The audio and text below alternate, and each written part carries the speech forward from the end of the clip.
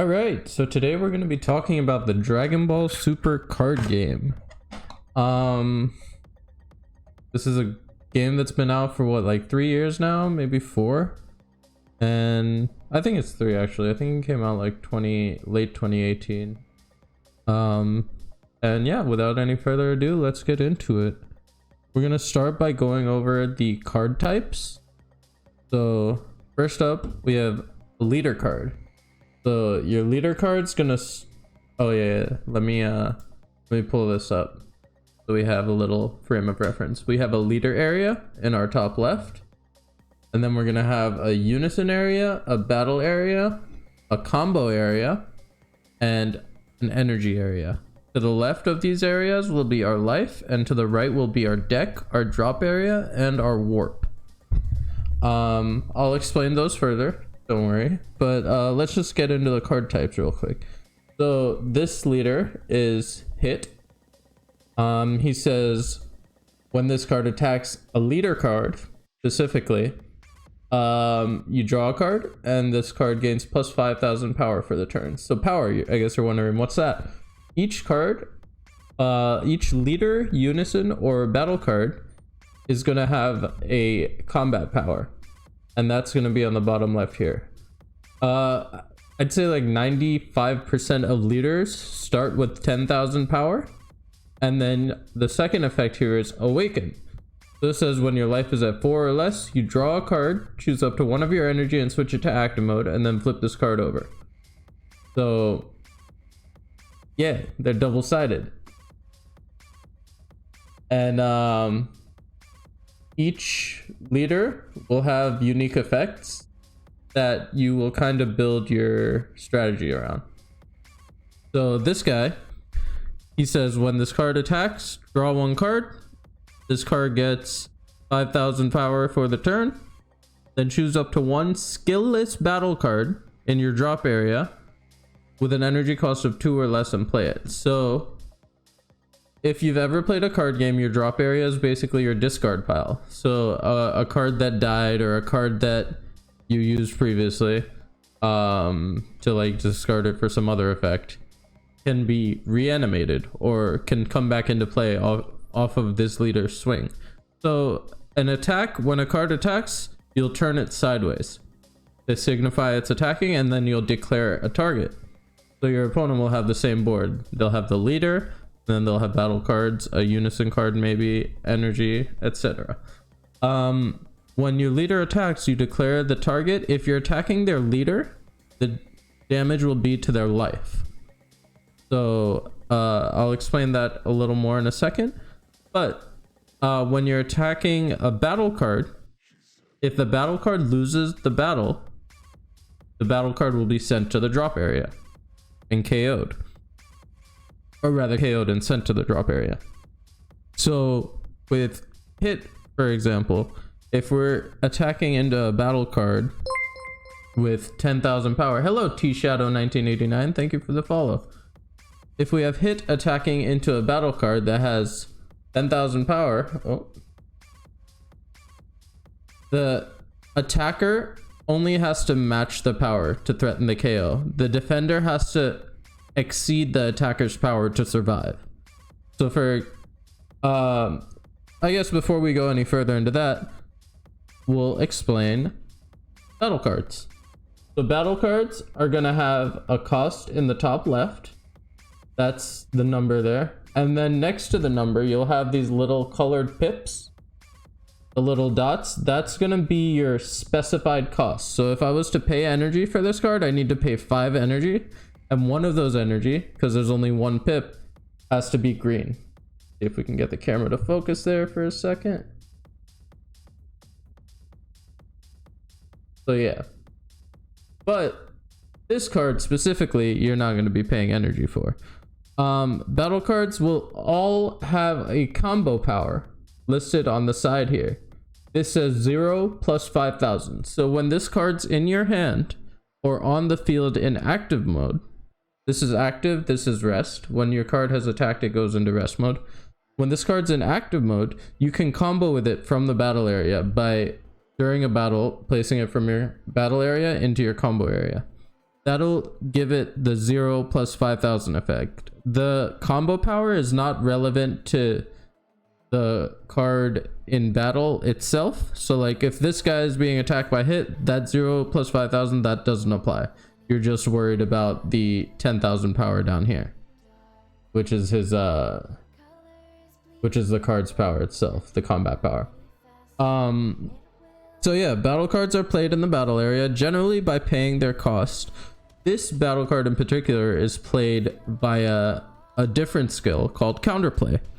And now I'm getting a bit ahead of things, but I'll explain counterplay really quick. Counterplay can be declared when your opponent goes to play a card. Whether it's a unison card or a battle card, you can activate a counterplay in response. And counterplays generally will affect the card that's coming into play. So what this says is counterplay. You can't activate any counterplay skills for the rest of the turn because this skill was deemed strong enough that after you use it, you're not allowed to use any other counterplays. And it says play this card from your hand. That's the counterplay skill. So if my opponent is playing a card, I can counter by playing this card from my hand. Now its second effect says auto. So an auto will take place based on the criteria listed in the effect. So this says when this card is played. So yeah, the counterplay effect just says play the card, but then the auto says when you play this card.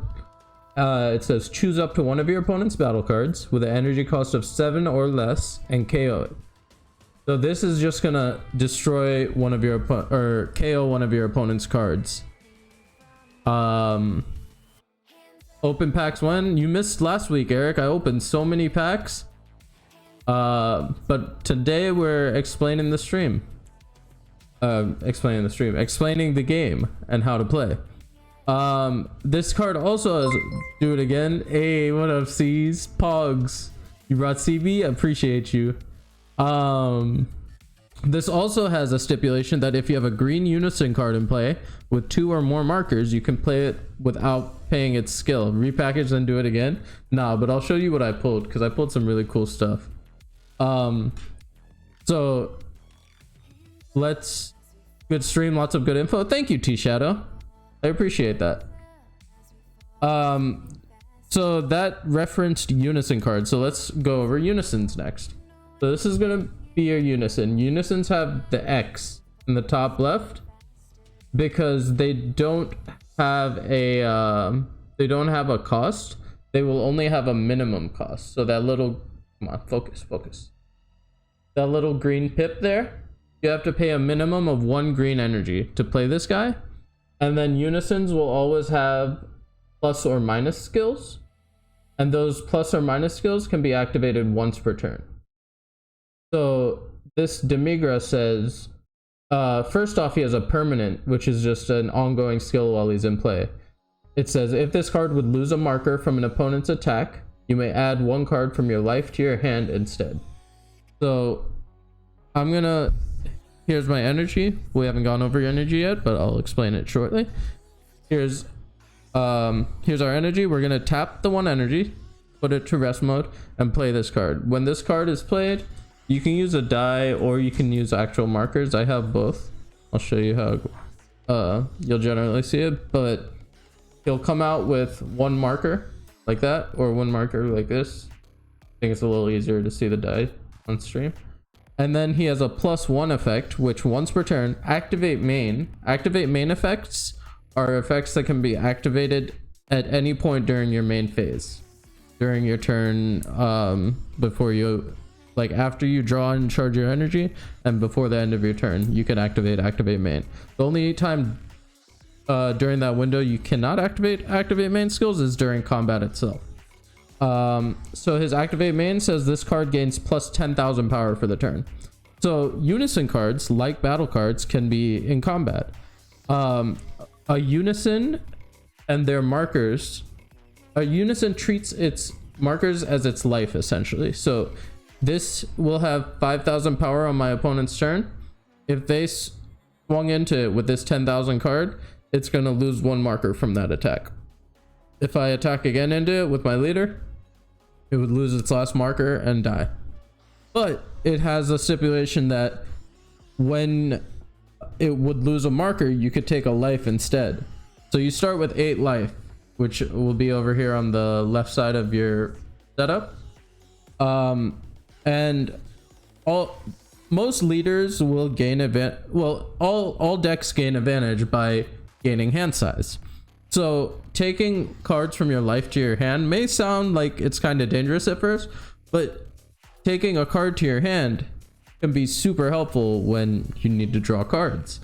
So this being able to keep itself in play and not die, while also providing that utility to pull cards out of your life, is really nice.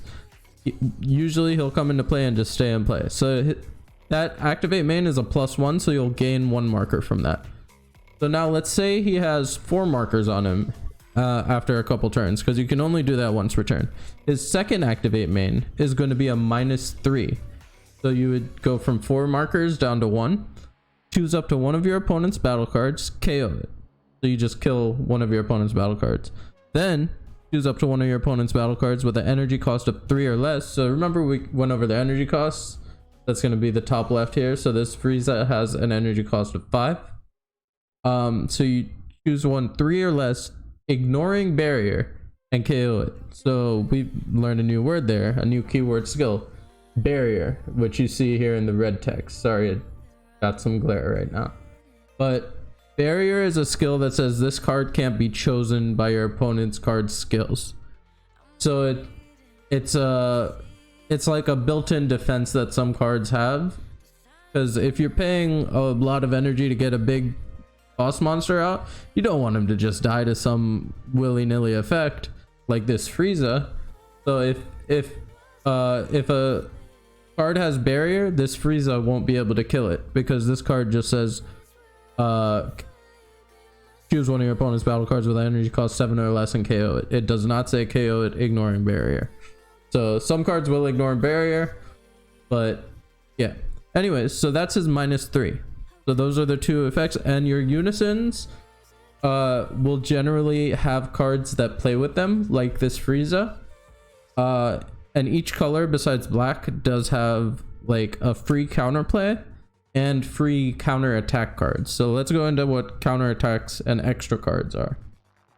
I'll pull a few different extra cards out to show you what's up. So these are 3 different examples of extra cards. This deck actually plays like 4 different colors of cards. It's really cool. I'm gonna leave these out just so we can kind of build a board and show you how a board state would look. All right, first off, we're gonna go over Frieza's Army Healing Pod. This has the text field on it. So this is a card that once you pay the energy for it, it's gonna sit right next to your unison in the field area. That's to the left of your battle. It's not really listed on this diagram to the right, but the field area used to be where the unison area was. It kind of just got smushed over when unisons were released into the game. This says once it has an auto effect, so autos trigger when their criteria is met. It says once per turn. Once per turn is an important thing to remember, because that means you can only do it once per turn, obviously. And some ruling stipulations come into play with that once per turn too, but we won't go too deep and confuse you. It says when you play a green battle card from your drop area, draw 1 card. So if you remember our leader says when you attack, you can play a skillless battle card 2 or less from your drop area. So our deck's here, our drop area is here. We're gonna attack with our awakened leader and play this, and then this is gonna draw us a card. Our leader also draws us a card when we attack. So we're drawing 2 cards every time we attack with our leader if we have one of these in the drop area. This is a green battle card. It still has, it doesn't have any effects. So it's considered a skillless battle card. They're also referred to as vanillas because they don't do anything. They're just vanilla. All right, so that's our field. Our field also has an activate main, which we went over. You pay, oh, here, this is a good teachable moment. You see how the activate main to the right of my thumb has the 2 green dots and then the 2 in a circle? So that means you have to pay a minimum of 2 green energy and 2 of any other color energy. That's 4 total energy you're going to be paying for this effect. And the effect says place this card in its owner's drop area. Choose up to 1 battle card with an energy cost of 4 or less from your drop area and play it. So if we had like a 4 or less monster that got destroyed or discarded from our hand, or something happened to it and it's in our drop area, we could bring it back with this. Pretty cool. To be honest with you guys though, this card's only in the deck for the first effect of drawing cards. You're never using that second effect, especially not in this deck. Here's another example of an extra card. Now this is an, oh, I should mention, all 3 of these cards, battle cards, extra cards, and unison cards, can be used as energy. Energy will be charged once per turn. They'll go upside down like this, and that happens right after you draw. So at the start of your turn, you draw, charge an energy. Anyways, so you saw how these all had specified energy costs. The Demigra and the healing pod and the Frieza we went over, they all had you need to pay a minimum of 1 green energy. Now this is a 0 cost and it doesn't have any of the little pips here. That means you activate it for 0. It's a free card to play, and obviously you're not paying energy, so there's no specified cost that you have to pay. So a card like this, you just play it and it says choose up to 1 green or yellow Namekian card with an energy cost of 2 or less from your deck and add it to your hand. So you're actually going to play this and pick up your deck, go through it, see the card you want, and grab it. So I don't want to get too far ahead and spoil things, but yeah, Assimilate is gonna, and it's an activate main. So this is going to be a card you play from your hand on your turn during your main phase, activate the effect, and grab the Piccolo from your deck. Finally, we go to counterattacks. So I mentioned the unisons had counterattacks that go with them sometimes.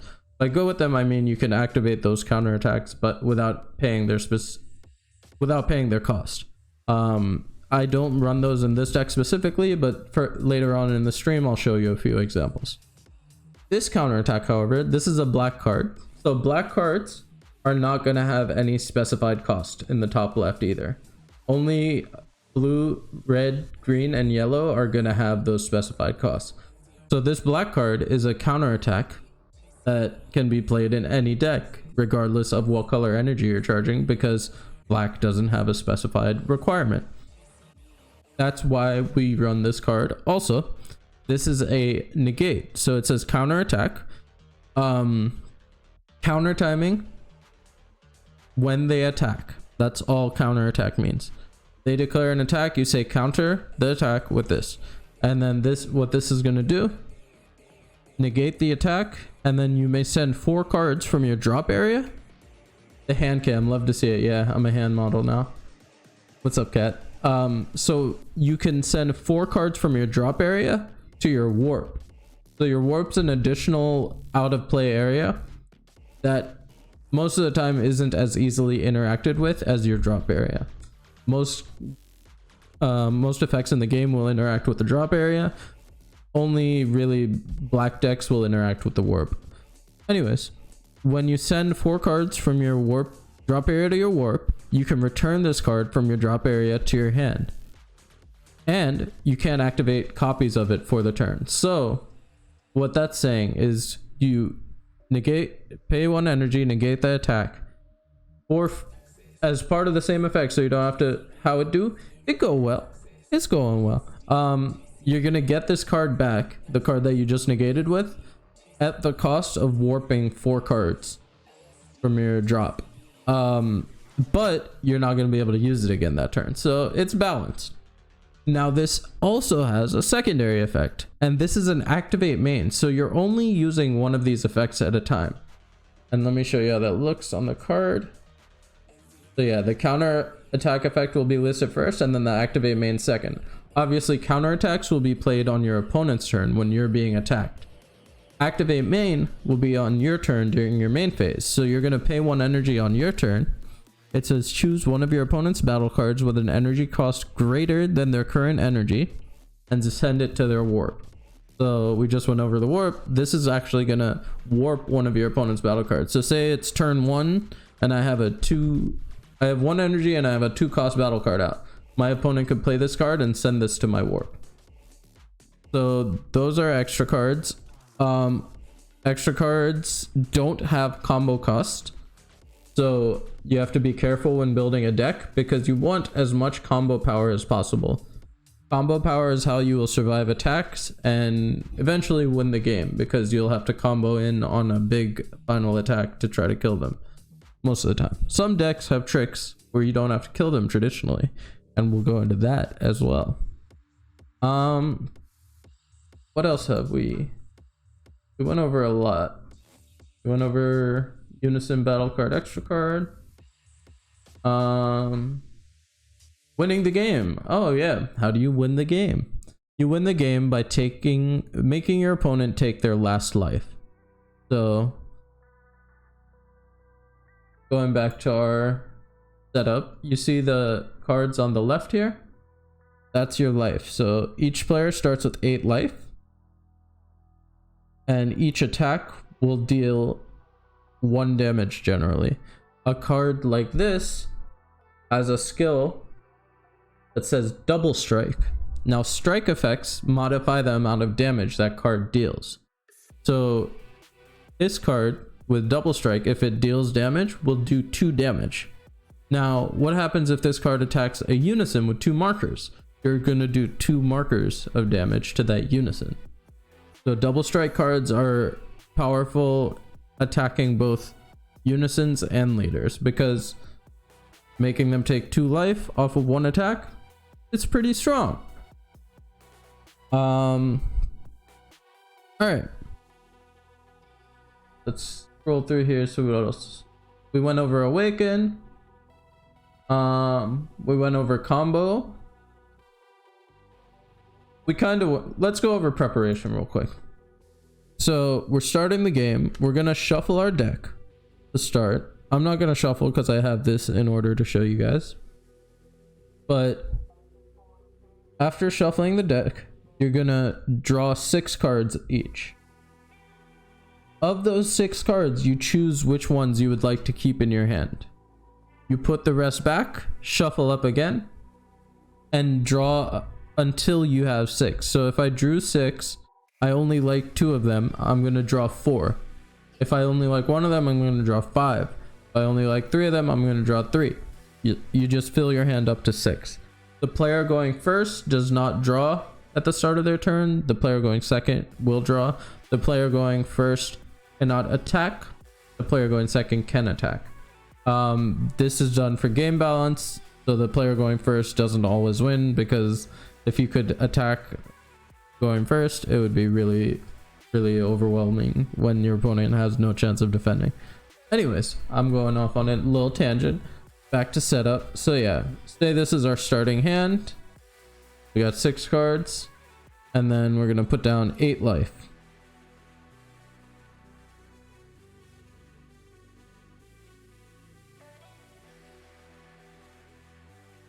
So we're gonna start our turn by charging.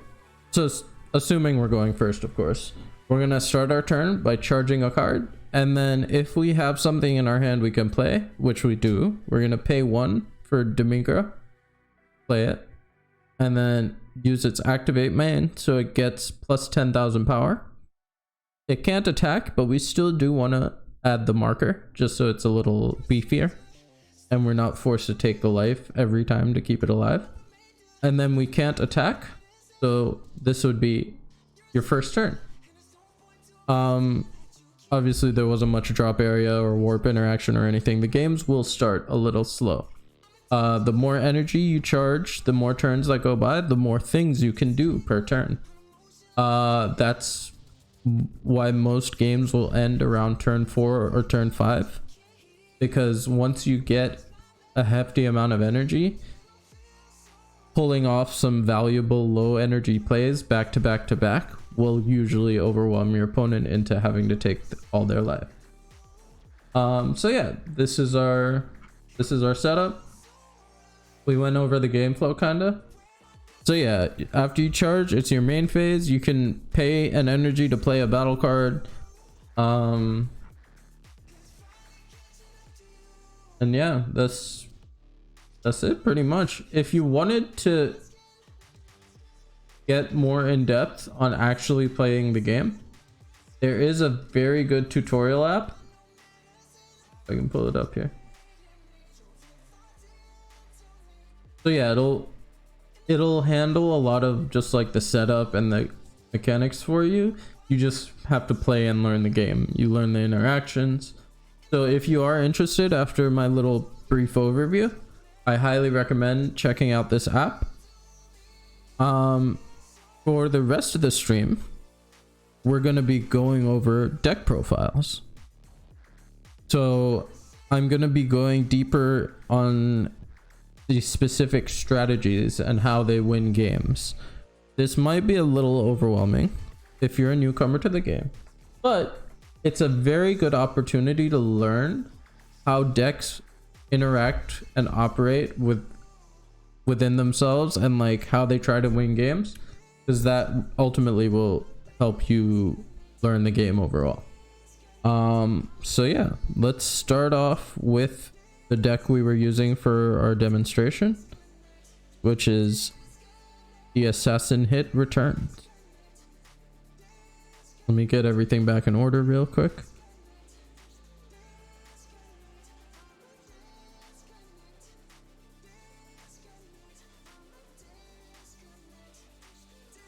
In the meantime, how are you guys doing today? Start of the week. I know a lot of people don't enjoy the start of the work week. I'm here to try to make it better for y'all. All right. So let's start going over our deck. Oh, I just mixed it up. Okay. So we're going to reiterate a little bit because I am going to probably cut this off into its own video. Today we're going over the Assassin Hit Returns. Oh, Assassin Hit Returns. Starts off as hit, 10,000 power. When this card attacks a leader card, draw a card, and this card gets plus 5,000 for the duration of the turn. Awakens at 4 or less life. You draw a card, untap an energy, and flip over. On the awakened side, auto, when this card attacks, you draw a card. This card gets plus 5 for the turn. So that's really, the cards really, the leaders are really inherently strong at generating pressure, just because it gets that extra 5k on every attack on either side. But then on the second part of the auto, on the awakened side, you play a 2-drop or less skill list from your drop. And that helps with some of our strategies. The real, like, we play him because of the skillless ability, but his second effect, which is activate main or battle once per turn, you can discard a card to choose one of your opponent's battle cards with double strike, critical, or blocker, and KO it. So not only is it good at removing threats in general, you can get rid of a blocker that might have stopped you from going for game. You can, it says activate battle, so that's during battle. I didn't really go over this earlier, but when you attack, the attacker will combo first and then the defender will combo second. So if you're defending during battle, rather than combo, you can just discard a card and kill their attacker if they have crit or double strike. Really strong card, really powerful effect. And he's a red leader, which is kind of relevant for our Piccolo strategy. Going into our main deck, we have a couple starters, or the first of which is Frieza's Army Healing Pod. Healing Pod is one of our draw engines. This is great when you can establish it early and use it often. You're going to be drawing an extra card every turn, potentially, when you're playing this. We have, I think, like 4 or 5 ways to trigger it. So on both our turn and our opponent's turn, we're going to be drawing an extra card. Our other starter is going to be our Unison. And obviously we're playing a green deck. We're playing Demigra, Unison to Sorcery. Best green Unison in the game. Keeps itself in play with its permanent. +1 becomes an attacker. And the -3 can come up to remove the random threat without barrier. For the rest of our extra cards, we run 3 negates in the form of max power Kamehameha. Also great removal if it comes up. Not much to be said about that, just a generically good card. And 2 assimilate. Assimilate's gonna grab one of our main attackers for the deck. And yeah, it's just a free deck thin. Our secret rare for the deck is gonna be Heroine's Lineage. It has the keyword skill ultimate. You can only include 1 ultimate in your deck. Lineage says activate battle. If your opponent has 3 or more energy, choose one of your opponent's battle cards with the energy cost of 7 or less and gain control of it. So if they're thinking of ending the game and they're attacking in with a big 7-drop battle card or a 6-drop battle card and they combo everything, their whole hand gets comboed behind the attack, you can just pay 1 energy and steal the card and the battle will fizzle out. Really good secret rare, really powerful in this deck because we are paying 1 to 2 energy on our turn to do things. We're only going to have 1 or 2 energy to play with on their turn, so we can't run some of the more costly secret rares or defensive options. So that's there to fill that void for us. Our vanilla package is 4 Gohan and 2 Piccolo. Now ideally we would be running 6 green vanillas. The reason for the Piccolo is we needed to up the red count so that we can charge a red by turn 2 or 3. The reason we're charging both green and red energy will be shown shortly. To support our Gohan, we have Great Saiyan Man 2 Budding Hero. This Videl card is going to it comes out for 1 green energy. You will return one of these to your hand after they've attacked, obviously. You pay a green energy, return the 2 or less to your hand, play this card from your hand, and you can't play copies of it for the turn. When it comes into play, however, you play another one of these from your deck or drop area. So this is good. Along with your leader, this is another way to trigger the healing pod to get that extra draw every turn. Supporting our Unison, we have 4 Frieza Charismatic Villain. Charismatic Villain is pretty much a staple if you're running a green Unison. You get a free KO on their turn to disrupt their plays. Just insanely good. The SPRs are also just gorgeous. Look at that foiling. I'm gonna skip this song just because we ain't in the club right now. Continuing on, we run 3 Zarbon Cosmic Elite, and if you notice, we do have 3 different rarities of the same card because I'm a weirdo like that. Zarbon is a 2-cost 5k blocker that has an activate main where you pay a 1 green energy and discard 1 green card to play him from your drop area. So again, just an easy way to use your healing pod to draw, and although you're not blessing technically because you're discarding a card to play him and you're drawing that, you're not really negging off of it because you usually to play him you're going -1 in hand. This will make that not a minus. Plus, when he is removed from your battle area by a skill or KO'd, so when he blocks he will be KO'd. If your opponent has 5 or more cards in hand, your opponent will have to discard a card. So he helps you with some hand control as well. He's great at 3. You don't need any more. You could even try to run 2. because once you have one of these in your drop, you can just recycle it. There are the occasional turn where you might want to play 2 from your drop just to like annoy your opponent and set up some defenses. So that's why we run 3. I'm gonna save that red card. Let's look at this red card. We run 4. Again, I would run 3, but we need to charge red. 4 of the Nimbus Master.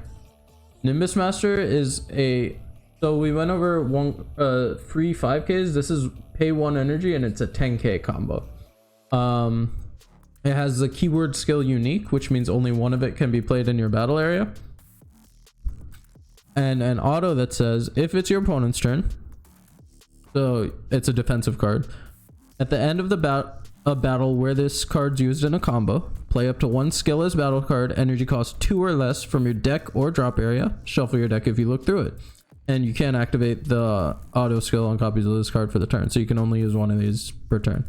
So this is also going to be able to play our Gohans from our drop area or fish them out of the deck to get them in play to be played off other stuff. If we've already got Gohans in play, you can also pull the Piccolo out of deck. And also the Piccolo can be played off your leader skill. It doesn't have to be the green card that you're playing, but the green cards are the only ones that will trigger your healing pod. So that's why we prefer the Gohan. He does also have an activate main where you pay an energy, send a skillless battle card from your drop area to your warp, and play him from your hand. So if you need a cheap 1 mana or 1 energy, 15,000 attacker, he's good for that as well. The number 15,000 is relevant. You see also our Saiyan 2 is 15k, because that means you will be threatening awakened leaders. Moving on to another 15k card. Super Saiyan Gogeta Acrobatic Warrior.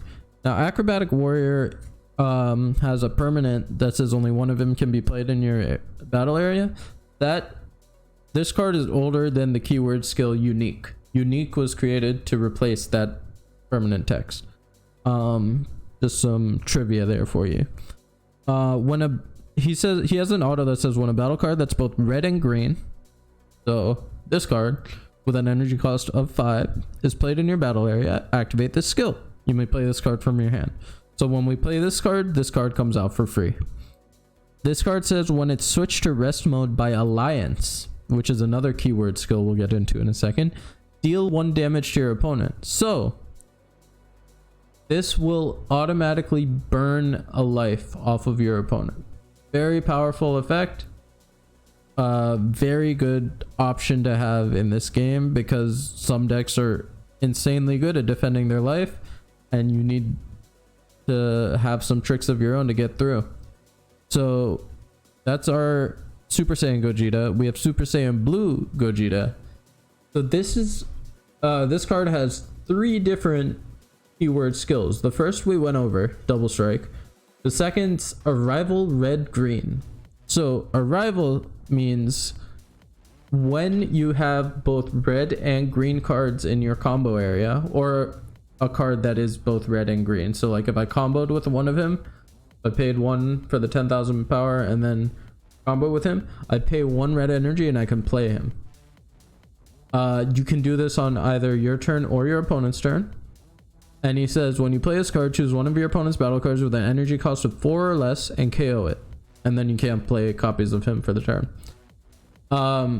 So essentially what we're doing is on our opponent's turn, we want to play him defensively and kill another potential attacker, or kill the card that was attacking us if it was a threat. What's gonna help us achieve that without having to ditch 2 cards, we don't run that many red and green cards to just be comboing them off to get this off. What we do run is what's called a super combo. You run 4 of them in your deck. They are 0 plus 10k most of the time. There are super combos that are odd, but this is a red green super combo. So you're gonna combo with it for free and then be able to activate your arrival. It also has energy exhaust, which this also has, which means if you do play it in your energy, it gets played in rest mode. It'll untap at the beginning of your next turn, but that the turn you charge it, you're not able to use it. All multicolor cards have energy exhaust. There are the rare cards that will have skills that negate their energy exhaust. So this also has an auto where if you play this card, or if you combo with this card, you can, if your leader card's red or green at the end of the battle, which you combo with this card from your hand, play this card. So you're going to combo with him. He's going to go to the drop area, and then his auto is going to trigger and play him from your drop area. You get another 10k, and you're triggering your healing pod. So a lot of really cool synergy in this deck, a lot of really powerful options. I'm a big fan of this strategy. I feel like Assassin Hit is criminally underrated.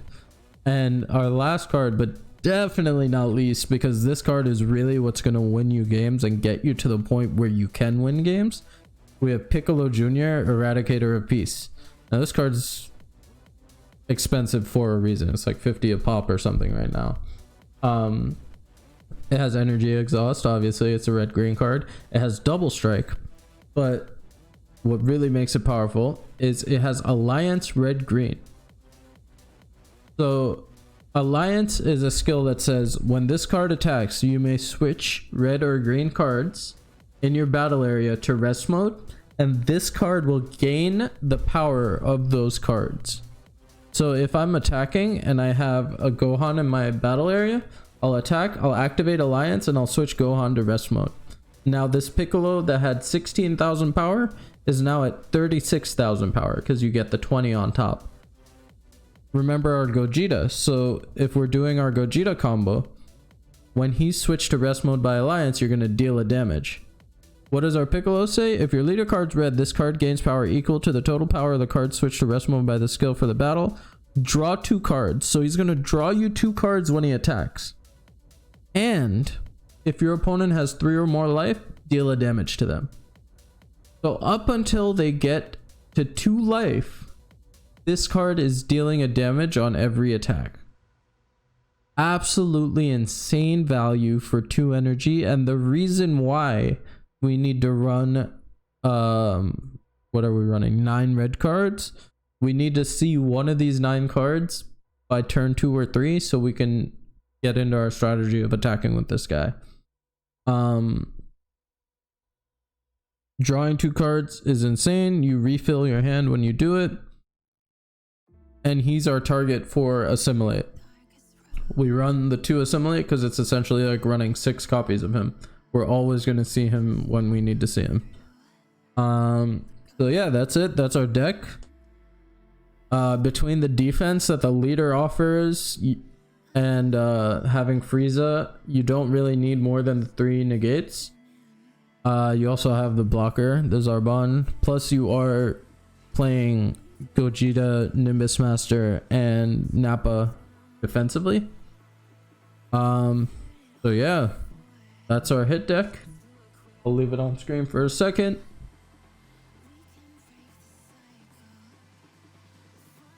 Oh, I hate that glare, man. But yeah, without further ado, we'll get into another deck profile here. This is the only secret rare in the game, by the way, that's horizontal. Came out very recently. I don't know if they plan on doing more horizontal secret rares, but got some cool art on it if camera wants to.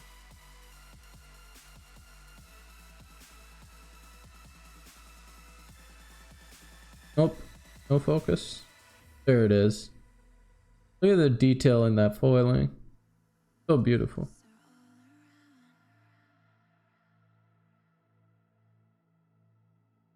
All right. So next up, I think we'll look at another dual color deck, but this deck is gonna get into some other skills that we haven't discussed yet.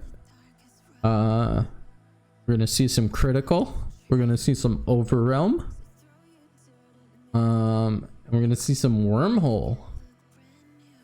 So things I didn't discuss. Decks can have from 50 to 60 cards.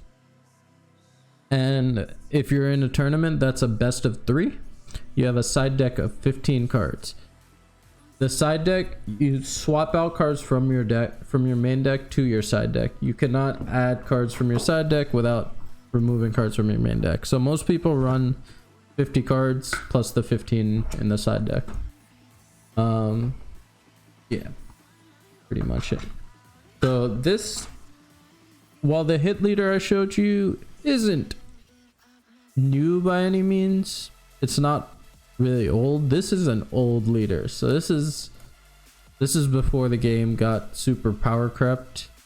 We're looking at the Mass Saiyan, and we got the matching sleeves.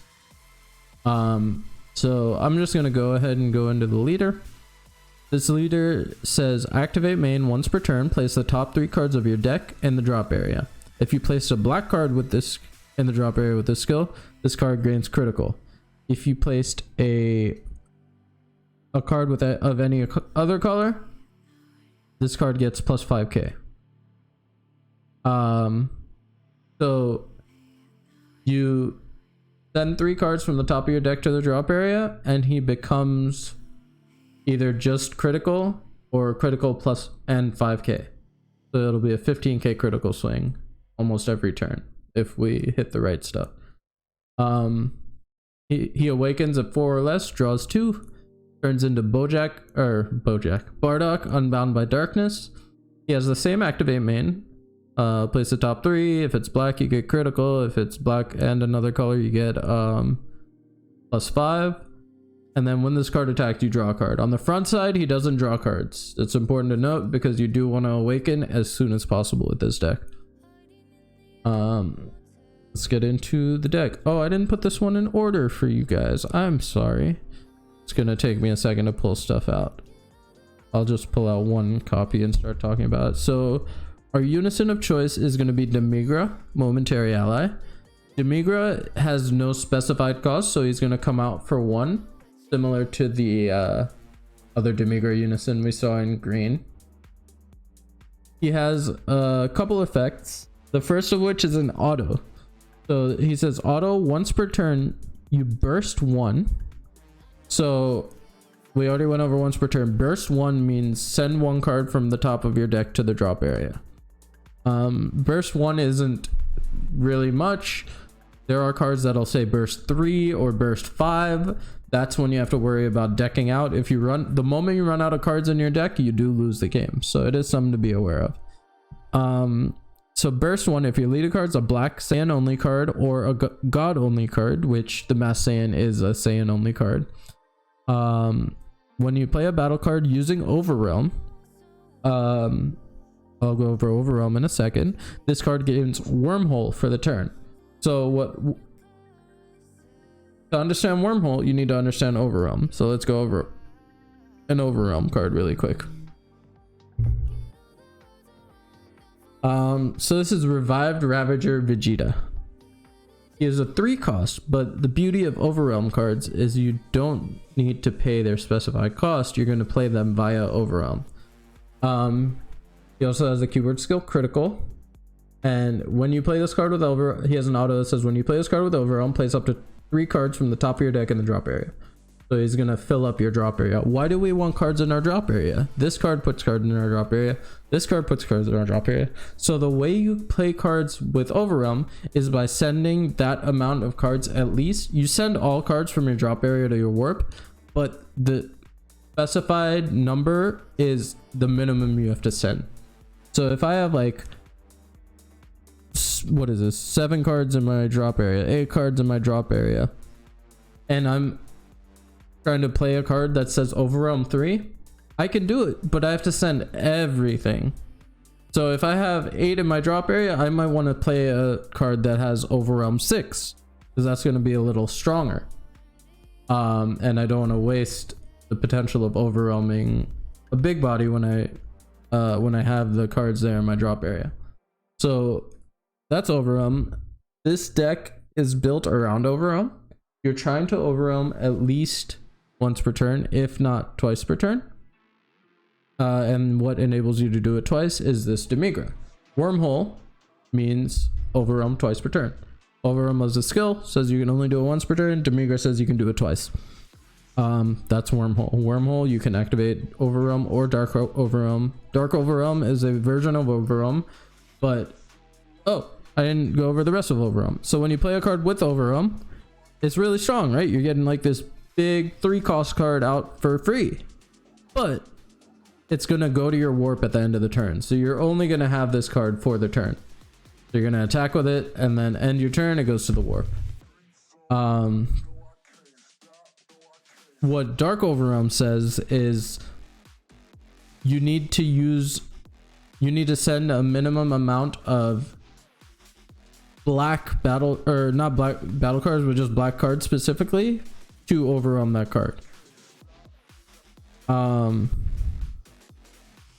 So if I have like 1 red card and 2 black cards in my drop area and I want to dark overwhelm something that says Dark Overwhelm 3, I won't be able to do it. It needs to be all black to do the Dark Overwhelm.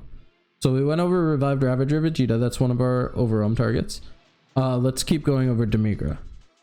So we went over Demigra's auto as our unison. The activate main, the +1, says place up to 2 black battle cards from your warp into your drop area. So on top of the burst one, he's gonna also put 2 back. So he's giving you 3 cards per turn in your drop area. Important to note because you're also getting 3 from your leader. So that's gonna give us an idea of what kind of overwhelm numbers we're gonna be playing with. We're gonna be playing overwhelm 3s like Vegeta, and then we'll play overwhelm 6s because those are the 2 numbers we're gonna hit the most easily, 3 and 6. Our super combo of choice is Supreme Kai of Time, World's Protector. This card is one of the older super combos, so it has 0 inherent combo power, but when you have 5 or more cards in your warp, it gains plus 10k combo power and you draw a card when you combo with it. The Nappa we looked at in the last deck did not draw a card, it played itself to potentially be comboed with again, which is good, but like, what if they KO it before you get that second combo off? The Supreme Kai of Time, it's just going to draw you a card, so it's going to guarantee another card in your hand. Now that card might only be a 5k, it might be a unison that you can't even combo with. So they both have their respective strengths, but the draw super combo was and is generally the norm for most decks. Being able to combo out of an attack essentially for free, get a 10,000 power combo for free, and replace itself in your hand by drawing a card is a really powerful combination of effects. So there's a reason super combos are limited to 4. All right, next up. Oh, so I talked about critical, but I didn't really tell you guys what critical means. So when you do damage, when you deal damage to your opponent, they take that damage to their hand. So as you damage your opponent, you're kind of giving them a little advantage in compensation, a little hand advantage. What critical means is the damage dealt goes straight from their life to the drop area. They don't get it to their hand. So our goal in this deck, between the critical from Vegeta, the critical from our leader, we don't want to let them get any of their life in their hand. We just always want to be criticking it away. To help us with that, we run 3 Furthering Destruction Champa and 3 Hidden Power E Supreme Kai. These cards both do the same thing. The Kai is optional. The Champa is every time you combo with it. But what they say is when you combo with this card, give the card that's attacking double strike. So not only are you doing critical, you're doing 2 damage of critical. You're sending 2 of their cards from their life straight to their drop area. Remember, you only have 8 life, so sending 2 of them to their drop, really strong. And you get the plus 10k. So well cost and energy for that, but like, we're getting 3 critical bodies to attack with. So that's the only thing we really need to worry about using our energy for.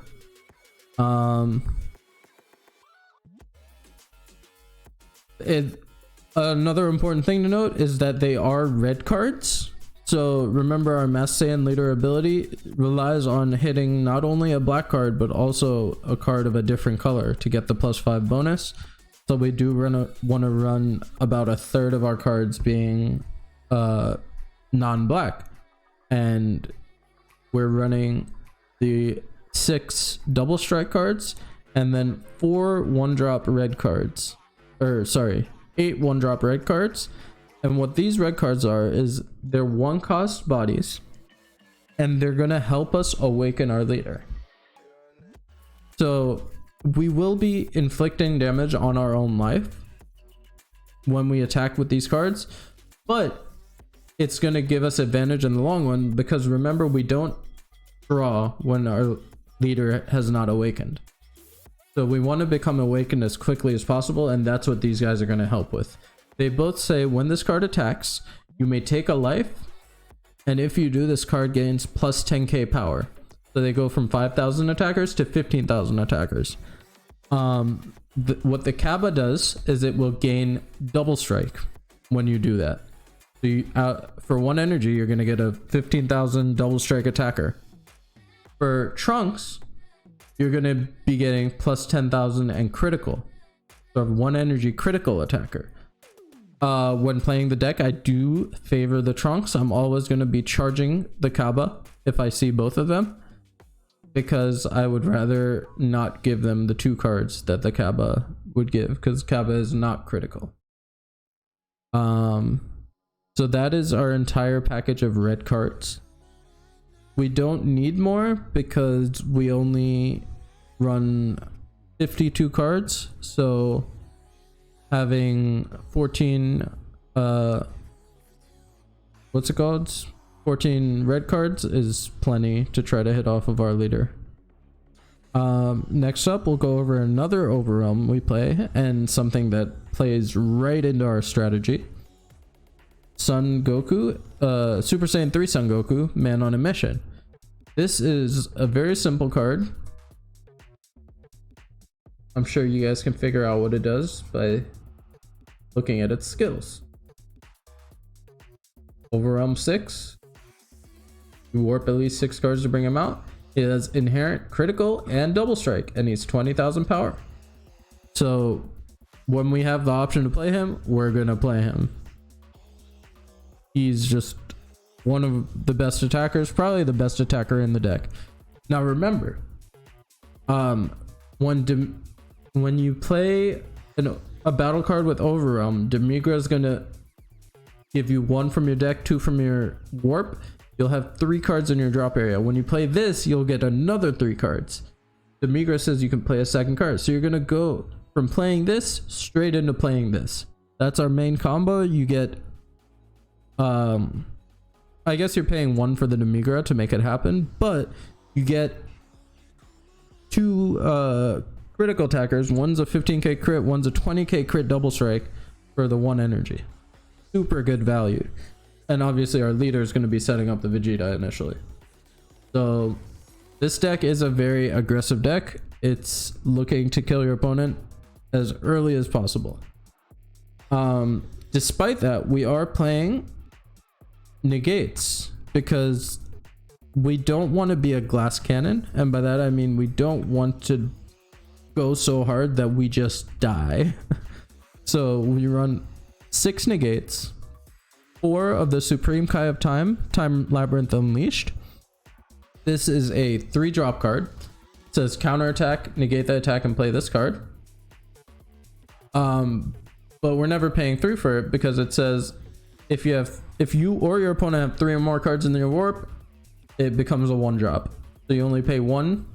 And also when you play this card, if your leader card's black, when this card's played using its counterattack skill, choose up to 1 of your opponent's battle cards and send it to its owner's warp. At the end of the turn, play any cards sent to the warp by this effect with their skills negated.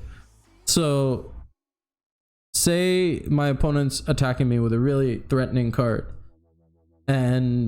or they played a really threatening card and they're attacking me with something else even better. I negate the first attack with this, and then I warp the threat for the turn, and then I'll deal with it on my turn.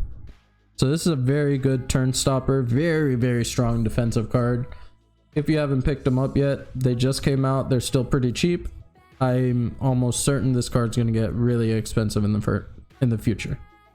On top of that, we run 2 Power Burst. Power Burst is also a negate. For 1, it says if your leader card's black, negate the attack. Then choose up to one black battle card with an energy cost of 1 from your drop area or warp. But is it better than Pan? Which Pan are you talking about, Byron? Are you talking about the Pan deck? Because yes, this will beat the Pan deck. So this is gonna grab you a 1-drop black battle card from your drop area or warp, of which we only play 1, but it's a very good one. It also has the permanent Sparking 5. Sparking means you need at least 5 cards in your drop area to activate this effect. It says you can activate this card's counter skill from your hand by adding a card from your life to your hand instead of paying its energy cost. So you can play this card for free essentially. Just really good. Every color has sparking negates, and power burst is one of the stronger sparking negates for sure. Sorry, let me organize the rest of this real quick, and we'll go into our last overwhelm that we run. Now we're only running 10 overwhelms overall, but we only really need to see 1 or 2 to win the game because they're attacking so many times and we're ending the game by turn 2, turn 3. This is our last overwhelm. This is another new card. It has overwhelm 6 for 1 energy. It has critical, and it says when this card attacks, choose any number of your opponent's battle cards that add up to a total energy cost of 4 and send them to their own as warps. So this card, when it attacks, could clear 4 of these, for example, or it could clear 1 4-drop. But the real reason to play it is it's a 1 cost 30,000 critical body. So for 2 energy with a Champa, you're getting a 40,000 double strike crit. Really good, powerful crit attacker. That is an overwhelm attacker that can be set up by Revived Ravage or Vegeta. So think of these guys as copies 5 and 6 of Man on a Mission. Going into our next, or before we go into our last package, we run a Kraken Spacetime. So we went over Champa and Kai. Kraken Spacetime says if your leader card's a black Saiyan card, it gets plus 15,000 power. So these only give 10. This gives 15 and double strike. So this is going to do the same thing, but only for our leader, and it gives an extra 5k. So because it's so restricted, we only run 2, but it can be used offensively or defensively, and it's very, very good. Very powerful. All right, our last 12 cards. These might look familiar to some players that played the game recently. 4 Time Agent Vegeta, 4 Time Agent Trunks, and 4 Supreme Kai of Time, Guardian of Space-Time. So Trunks and Vegeta and the Kai all say when this card is sent from your drop area, sent to your drop area from your deck, play this card. So we have all these cards that will send cards from the top of our deck to the drop area. If any of these are sent, they will play themselves. The Kai is our power burst target. This says if you have 5 or less cards in your hand, when this card's used in a combo, it gets plus 5k combo power. So it essentially becomes 8 more copies of our super combo, or 10 more if you consider power bursting them back. So very powerful card, and we're always going to see it because whether we mill it off the top of our deck or draw into it, we'll have access to it. Trunks is a unique, you can only have 1 of them in play, blocker, so you can be a little help defensively, and he also helps you self-awaken like Kaba and Trunks. When he's played, you can add up to 1 card from your life to your hand. Vegeta is an attacker. He's 19k, so he's not quite 20k, but he's almost there. He's unique as well, and he has a permanent that says if he would be KO'd, send him to his, or if he would be removed from battle area, send him to the warp instead of drop area. And then he does have an activate battle once per turn. Pay 2 energy, choose one of your opponent's battle cards with energy cost of 3 or less, and send it to their owner's warp. Trying to watch this and VCT. I feel that, Byron. I had it up for a little bit, but I was getting distracted. So it is a defensive option, but it's 2 energy. You're never really using that. You're just using him as another attacker to generate pressure. That's our 52 card deck. I think this deck has potential as a rogue strategy in the current meta. Not a lot of decks are able to contend with this much pressure this early. I'll let you guys know how it does if I take it to another regional. Last one I took it to didn't do too hot, but I didn't have Demigra or the Kind Negate back then, so the deck is a lot better since then. Also, I almost beat the best deck in the format. He won by 5k. So the deck's good, but we're gonna try to make it great. I'm gonna power through these because we got 2 hours left and I got 4 decks to profile. Next up, we'll tackle an awakened condition we haven't covered called Wish.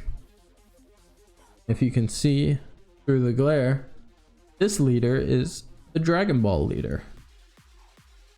But give me a brief moment, I'm gonna grab a glass of water.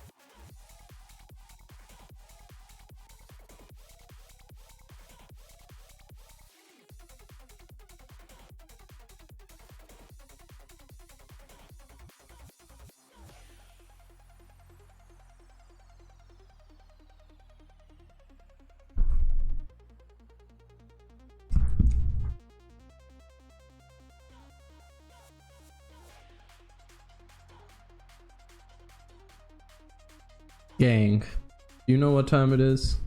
Because I know what time it is. It's time for a blinker.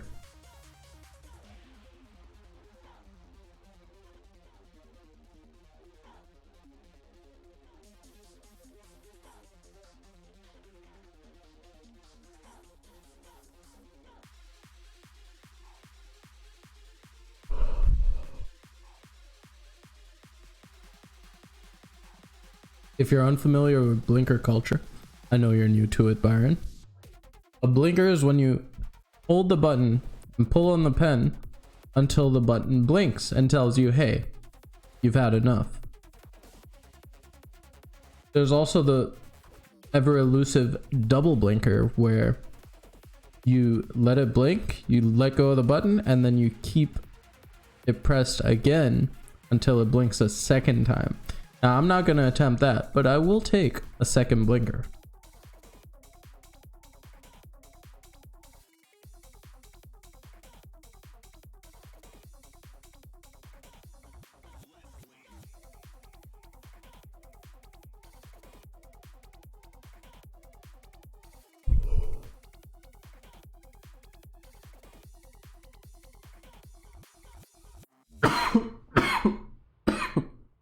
All right, that shit fucked you up yesterday. You kept hitting it. You gotta pace yourself, Byron. I know it ain't tough on the throat, but it's gonna be tough on your head. All right, so Dragon Ball. Now this is an interesting leader because we're gonna start off with the permanent. This card can't attack. So most leaders want to generate pressure through their swings every turn. It's like a free attack every turn with your leader. Dragon Ball leader just can't do that. Activate main, switch this card to rest mode, choose up to 2 Dragon Ball cards from your deck or life and add them to your hand. Then shuffle any areas you look through. So you're trying to get the Dragon Balls. You get 2 per turn, which if you don't organically draw into any, that means you'll awaken turn 4, because you need 7 balls. Hopefully you organically draw into at least 1 and you awaken by turn 3.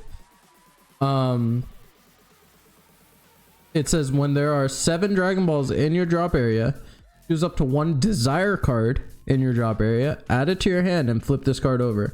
And that's not an awaken condition, that's a wish. So where most leaders will say awaken in the top left side, this actually says wish. I'll get it to focus. I'll figure this out. Okay, there it is. So yeah, we have wish in the top left corner right there. This also, the Shenron side also cannot attack. Activate main once per turn, choose 1. You have 3 options. You either draw 1 card, very simple. Choose 1 desire card in your hand with an energy cost less than or equal to your current energy and activate its activate main skill. So you get free desire with this guy. Very interesting.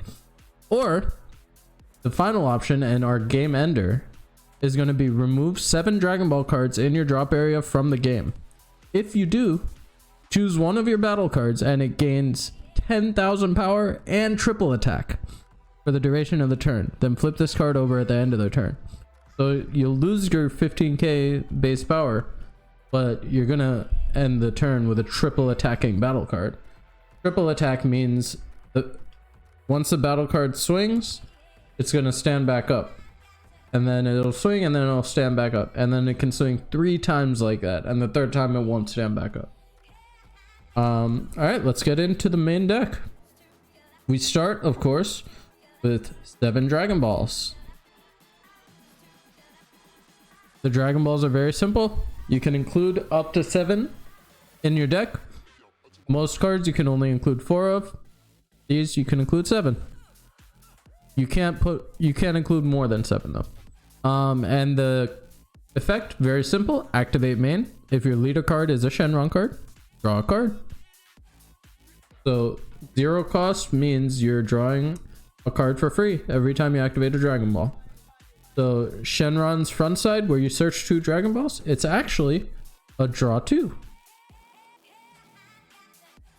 Our desire of choice is called assembling the squad. Now this has the permanent where it says this card gains desire in all areas. It also says activate main. If your leader card's a Shenron card, choose 1 battle card from your deck with energy of 2 or less and power of 15,000 or less and play it. And shuffle your deck. So I wonder what we're going to be fishing out with assembling the squad. No spoilers. We play Power Burst, which counterattack, negate the attack, grab 1 black battle card from drop area or warp, add it to your hand. And then you can play it for free, spark and 5, take a life, activate. So that's 4 negates. We run 4 more negates in the form of playtime's over. Counterattack, if your leader card's black, negate the attack, play up to 1 black battle card with an energy cost of 1 from your drop area with its skills negated for the turn. So what 1 drop do we want to play with its skills negated, I wonder? And then we run 2 more, putting us at 10 total negates, because this deck needs, not only once, needs to stay alive till turn 4. So in order to stay alive till turn 4, we're playing all the negates. So this is a counterattack. Negate the attack, then you can discard a card. If you do, your leader gains the ability that every time it's attacked by a battle card, it gets plus 5k. So it'll add to its base power during their turn until the end of the turn. You don't keep that boost. That would be insane. So that's our defensive / support package. Going into it further, let's look at our actual attackers. We run 4 Catopleza.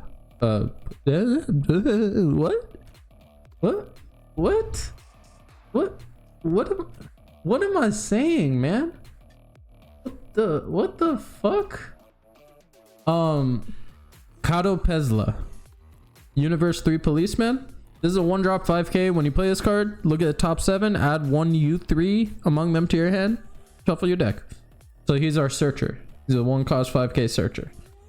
Then we have another 1-drop 5k Catapesla.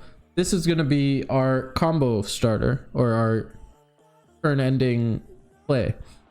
He's a 1-drop 5k that when he's played, you add 1 black Catapesla, 2 or more from your drop area to your hand. So you get one of the bigger guys back when you play him. His activate main for 2 energy.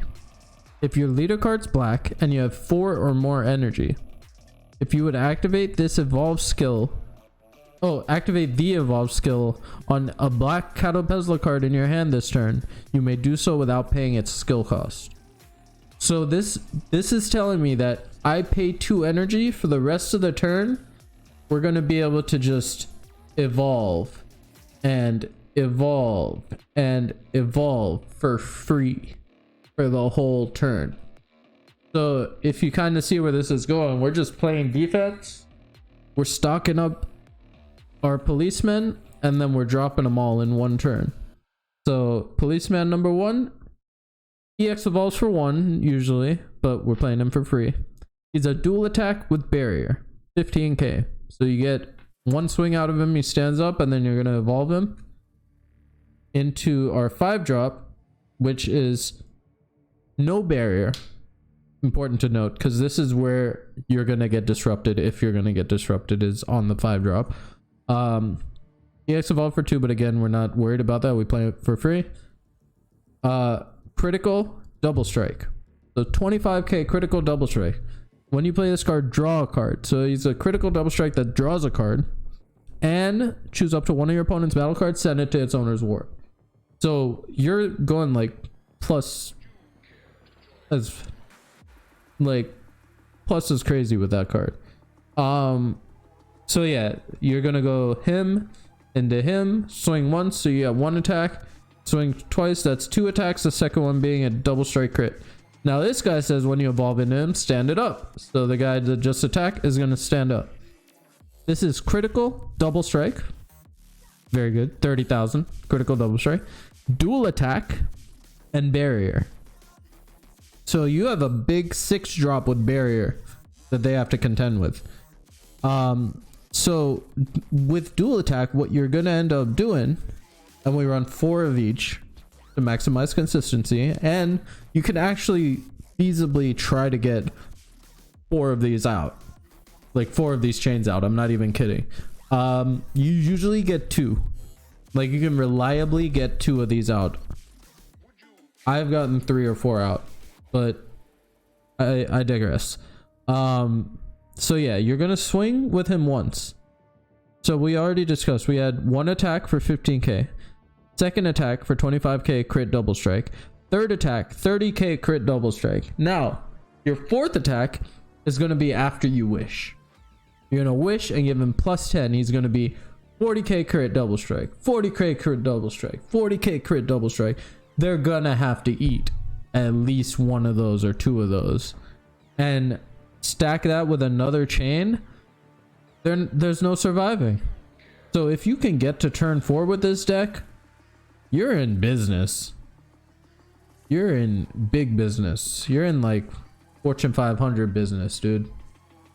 More supporting cards, and another way to get us to that turn 4, we run the girl. Let's see if I can. Here we go. Supreme Gaia Times, Space Time Unraveler. She's a secret rare ultimate. If this card would be removed from your battle area, remove it from the game instead. Activate main, you pay an energy. Choose this card and all of your opponent's battle cards and unison cards, send them to their owner's warps. So you pay 1 energy after she's on the field and you just wipe everything. That's cool, right? But she's 8 energy, right? She's big. She's costly to bring out? Nah. Activate battle. If you have 3 or more energy, play this card from your hand. So you pay 1 and you play her, and then you pay another 1 and you can wipe everything on your turn. If you do, your opponent can attack with leader cards or unisons for the turn. So not only is she playing herself for 1, she's stopping them from attacking for the turn, freezing their turn essentially, and getting ready to wipe their board. Best secret rare for the deck, no question, because you need to get to that turn 4 This is helping you survive turn 3. Super combo of choice, temporal rescue Trunks because it's going to be live super early, and then it just draws you a card. 10k, draw one, easy. And then we run 4 power burst targets, 2 dark power black mass Saiyan because it's good against pretty much everything, 1 Kami global unifier because another board wipe on top of the Kai, why not, and 1 Son Gohan changing history. He's a barrier, draws a card, and punishes your opponent for playing cards like Dimension Magic or Revenge Big Bang and Tag. It's good against blue. Against other decks, it's still 1 drop, draw 1. If you're not going into your play, you want to do something with your energy that's not one of these guys, that's something to do. Same with Kami, he's a 1 drop, draw 1. So that's our deck. I'm breezing through these because we're at 5:30 and we got 3 more decks to get through, and these are 3 big ones. So sorry if I'm going kind of fast. Let me know if you guys have any questions.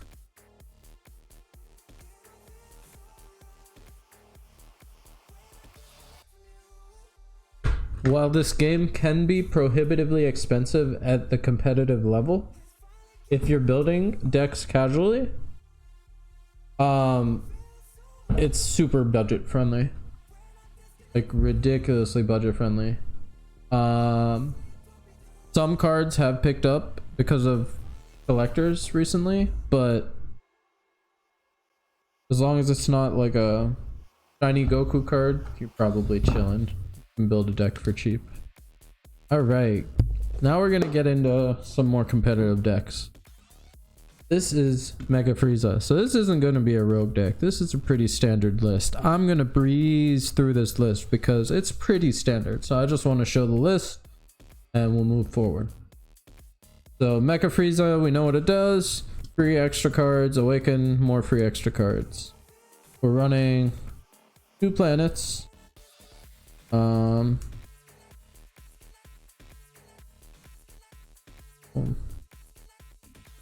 2 planets because we play 4 or less Saiyans that we want to grab with it. 2 Tyrannical Blow because it's good at stopping stuff. Negating a unison card skills is stupid good, and it negates a battle card skill, so double value for 1 energy.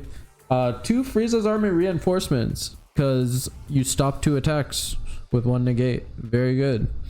Speaking of stopping multiple attacks with 1 negate, we also play 2 Nimbus because we don't have a playset of the Frieza negate yet. 2 Super Namekian Might. This is something I'm testing out. I want to see how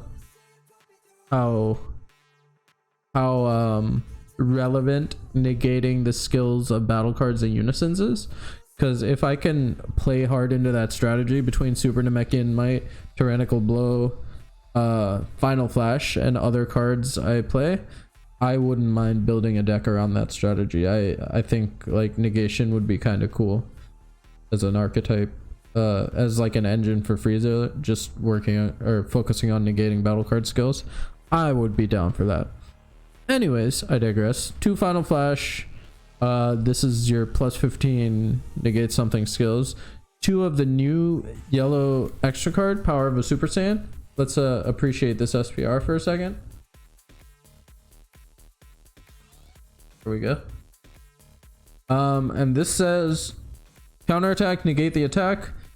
Permanent. If you have 1 or more mono yellow energy in active mode, you can activate this card's activate battle skill from your hand without paying energy costs. So free activate battle, and activate battle, draw a card, choose up to 1 of your opponent's battle cards or unison cards, switch it to rest mode, and then you can't use it again that turn. So it's only once per turn.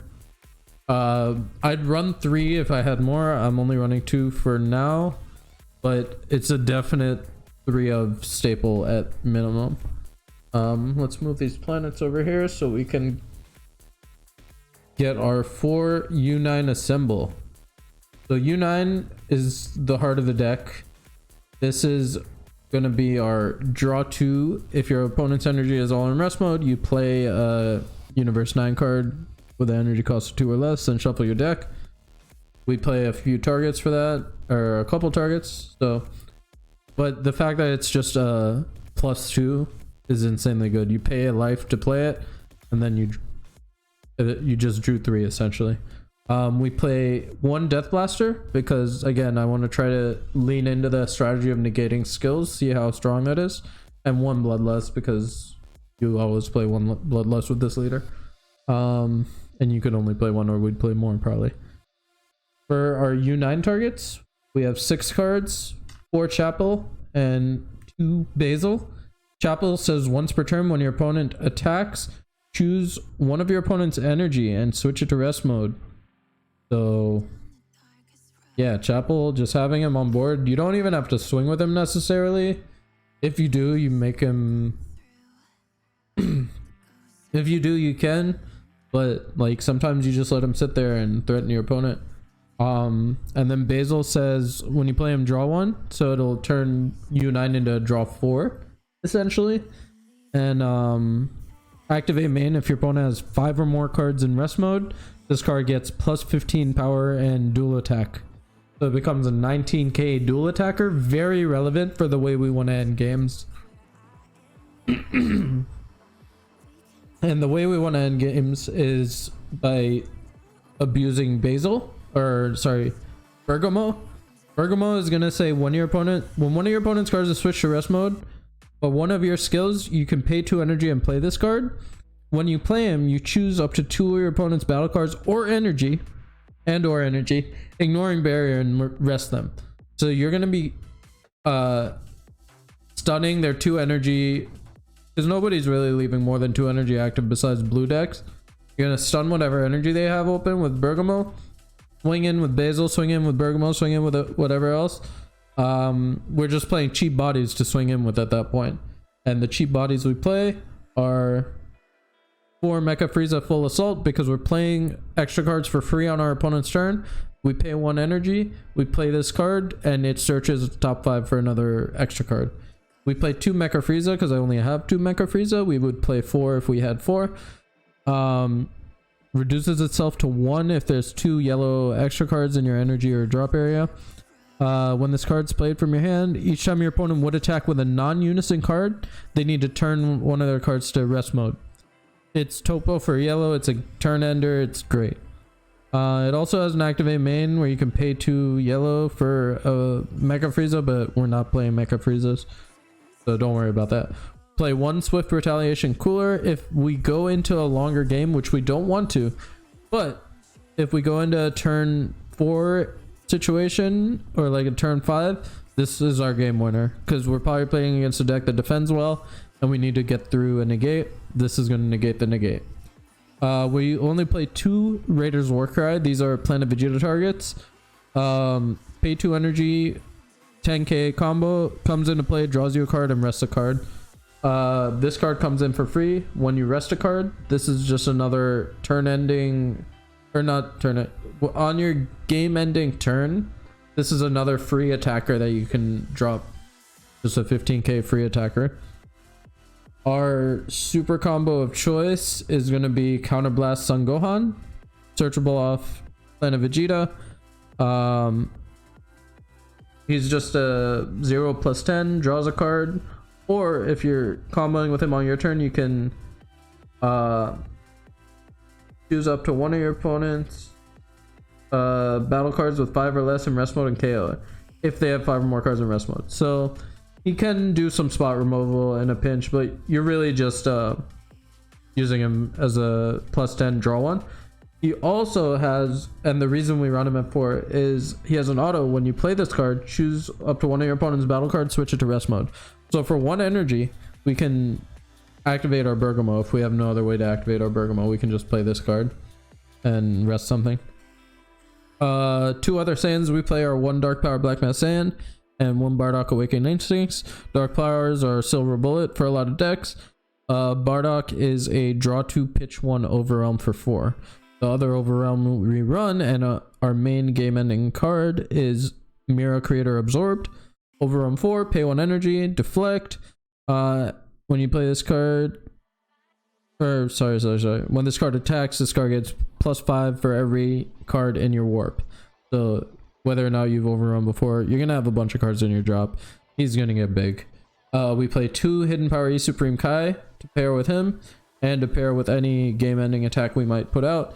Just hit him with a surprise double strike. Really, really good. Mira plus Kai is usually game. And finally, we play the new Sin Shenron Seeker Rare. This is going to be a defensive option. It says you pay an energy at the end of a combo in which end of a battle in which you comboed with this card from your hand. So you pay 1 to combo and then you pay 1 more for the effect. So it's a 2 energy play. Choose any number of your opponent's leader cards, battle cards, and unison cards equal to or less than their current energy. So if they have like 4 energy, you rest 4 things, ignoring barrier. It's like the Frieza. You're just like, you run turn ending cards. Alright, how fast did I get through that one? Ooh, I did that in 10 minutes. But yeah, that's Mecha Frieza. Not much spice to it. I guess the Death Blaster is kind of spicy, and just like the Super Namekian and Tyrannical at 2. A lot of builds are not running Tyrannical, but between Tyrannical, Super Namekian Might, Death Blaster, and Bloodlust, you have a lot of skill negation. That's pretty good. And Final Flash, but we're not really, we're using Final Flash to go for game. Yeah, that's the mecha build for right now. It is mono yellow. I was running an Aegis variant that was blue yellow, but I felt like it was a bit too clunky to compete. So this is what I'm going to be giving a try. If you have the Cell Xeno Secret Rare, the main deck works very well at going into it. I just don't have it. That's why I'm running the Sin Shenron. But yeah, that's going to be your game ender rather than Mira. Just play for Cell Xeno because you draw more than any other deck in the game, and you're going to see that card. And you're going to see 7 out of 8 life by the time you're ending game. So yes sir. Man, I am talking so much, I can feel it in my throat. My voice is not happy with me. I'm going to grab another glass of water, and when I get back, take a couple blinkers. Be right back.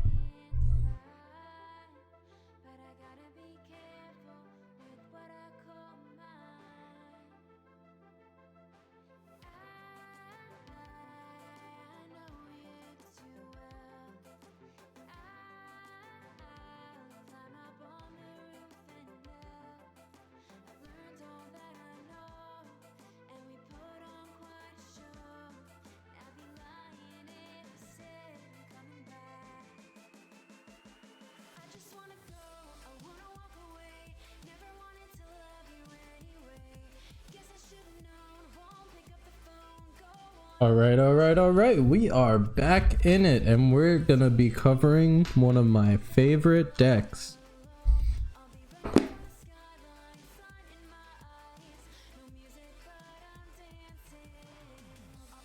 All right, Gogeta, Super Saiyan Blue Gogeta, Prophet of Demise. Gogeta says when he attacks, add up to 1 card from your life to your hand, and then look at the top 7, add up to 1 red extra card with an energy cost of 1 among them to your hand, and shuffle your deck. So he's drawing a card when he swings, but he can only draw you extra cards. He also has an auto once per turn. When you activate Union, draw a card. So he has an additional option to draw cards. That is not going to come up very often, but when it does come up, it's pretty valuable. There are builds of this deck that play into that a little harder and run some free fusions to get the extra draw, but those free fusions are very susceptible to counterplays, so I'm not running the Vikus. When you awaken at 4 or less, and you untap 2 energy to awaken. Awaken side has double strike inherently. Auto, when this card attacks, draw a card, then this card gets +5. So it's a 20k double strike on the swing. Very good pressure for a leader. If you're not pressuring for game, it's very good at eliminating unisons, especially those like big 20k unisons. You get 2 markers off of them with a leader swing. Really valuable. And it also shares the auto with the flip side, where when you union, you draw a card. So that's going to be our leader. Our unison of choice is Piccolo Jr., descendant of the king. So the reason for this is I mentioned that the front side does not draw non-extra cards. Starting turn 2, however, we will be drawing non-extra cards with our Piccolo. He pluses 1 to draw 1 card. Very simple. His auto is when your opponent activates a counter skill, choose up to 1 of your opponent's battle cards with 15,000 power or less and KO it. So very good board control, very strong unison. And then his activate main, his second activate main rather, -2, choose up to 1 of your red battle cards, with an energy cost of 3 or less. Choose all of your opponent's battle cards with power less than or equal to that chosen card and KO them. Then this card gains Rejuvenate. Once per turn, remove 2 markers from this card for the turn. So the Rejuvenate it gains, you're going to be minusing 2 to gain Rejuvenate, and then you're going to be losing another 2 in order to rejuvenate. And what rejuvenate means is you're going to be placing the top card of your deck into your life. And this card needs a 3 or less battle card to wipe your opponent's field. So what we're running for that, and what we're running just as a generically good option for pressure, is King Piccolo, the new ruler. This is a double strike that says if your leader card's red, this card gets +5, and your opponent cannot activate blocker in response to this card's attack. So it's guaranteed that they have to counter him if they want to stop him from attacking. Activate main. If you have a red unison card in play with 3 or more markers, play this card from your hand, and you can't play copies of it for the turn. So this card comes out for 2 and then pluses 1 to draw 1. So as soon as this Piccolo unison comes into play, this King Piccolo is going to be live. Really good strong offensive option. Also has the auto at the end of your turn, send this card to the warp. So he's only there for a turn. He's a pseudo overwhelm, if you will, but just generally a good strong card. So yeah, that's our unison, and I'm gonna put them down here. Our unison and accompanying battle card. We do not run the Yamcha counterplay that goes with the unison, because our unison's auto essentially does the same thing Yamcha would for us, and it frees up some much needed room in the deck for us to include our very hefty Gogeta engine. So going into that hefty Gogeta engine, we're going to start with 2 vanilla Son Goku and 2 vanilla Vegeta. These are just 10k one drop, no effect vanillas. And then we run 3 of each of the promos. 3 Goku Godly Aura and 3 Vegeta Godly Aura. So what Goku says, they both say when this card's played, add a red extra card, cost of 1 with no keyword skills to your hand. So I'll show you the one card they grab. Rarely, if ever, comes up. You're not really playing them for that. Their other effects are when they're used as materials in a union fusion. So that's what they're here for.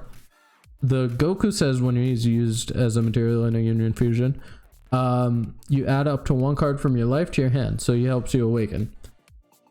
The Vegeta is much better. Vegeta says when you union fusion using him, you look at the top 7 cards of your deck and add up to 1 Gogeta BR. Gogeta BR meaning Gogeta from the Broly movie. All the Gogetas we run are Gogeta BR. You add up to 1 Gogeta BR from your deck, or from those top 7 to your hand, and then if you do, you have to discard a card. So it's not a true plus, but it will help you filter. One of the Gogetas we run is going to be Time for Payback. This is a 4-cost unique blocker that says Union Fusion, draw 1 card, and you need 1 of each of these. So he draws 1 and then your leader will draw 1. So he is essentially a draw 2 on the play. So you're not losing 3 cards out of hand to play him. You're really only going -1 to put him on field. He has an activate main for 3 red energy. If your leader card's a red Gogeta BR card and you have 4 or more energy, choose up to 1 mono red Gogeta BR with an energy cost of 8 or less from your deck or hand. Play it on top of this card, then shuffle your deck if you look through it. You can't use activate main the same turn. So this is our turn 4 play. We don't need to or want to see him early game necessarily, because we're only leaning into him for the turn 4 play. And I'll go over the plays after I finish with the list. Our primary engine is the 5 and 6 drop Gogeta engine. Fusion of the Gods into Technique Unchained. So Fusion of the Gods, deflect. Union Fusion for 3 red energy, you draw 2 cards. So you're going to draw 2 cards off of him, and then you'll draw 1 from the leader. So he's going to replace himself and the 2 cards you use to go into him in your hand. So you're losing 0 cards from hand in order to play him. Very, very good. Permanent. This card cannot be KO'd. Insane. That means through battle, through card effects, he cannot be KO'd. You have to send him to the warp if you want to get rid of him. Or use something like Heroine's Lineage to take control of him. If they do, it's fine. We'll deal with it. I'll go into that. If your leader card's red, when this card's played, choose up to 1 of your red unison cards, add a marker to it. So you're going to buff your Piccolo's markers. Then choose all of your opponent's battle cards and they get -15. So he's a pseudo board wipe. He's going to kill all the little guys on your opponent's board. Unless they have barrier, of course. And he goes into SSB Gogeta Technique Unchained. This is a double strike 35k 6 drop that EX evolves for free on top of this guy. Auto, it also has a permanent where it can be KO'd. Auto, when a card evolves into this card, choose up to 1 of your red unison cards, add 2 markers to it. So this chain is going to add 3 markers to your Piccolo. So say you played him turn 2, he went up to 3 markers and you didn't get damage. Turn 3, you're going to +1 again, he'll be at 4. And then you add 3 more to that 4. So you're going to be at 7 markers with your unison. Meaning, say you want to go turn 4 and play for that rejuvenate play, you're gonna have all the markers you need for that.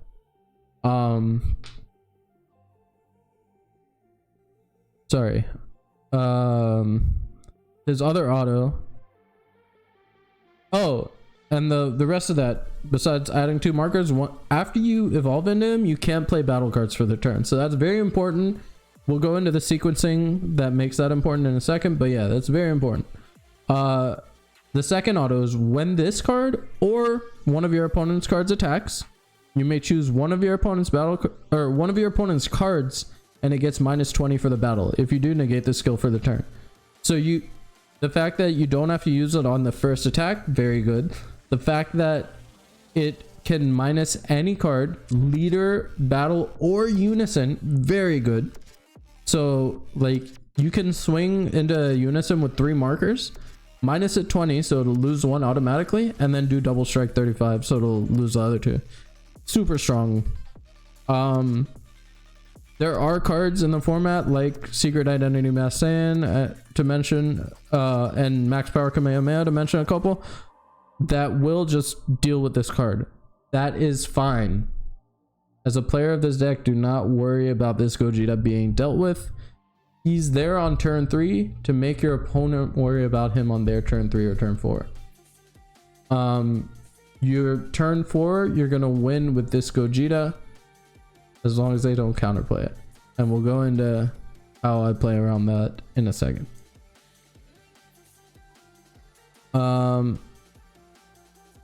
For targets for our Gogeta time for payback, as well as an option to evolve on Technique Unchained if he survives a turn, we play 2 Fusion Onslaught, Super Saiyan Blue Gogeta.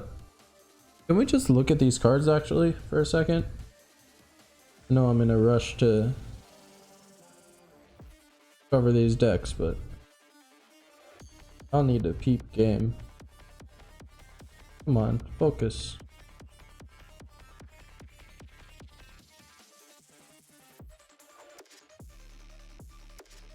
Focus. There we go. Ended on focus.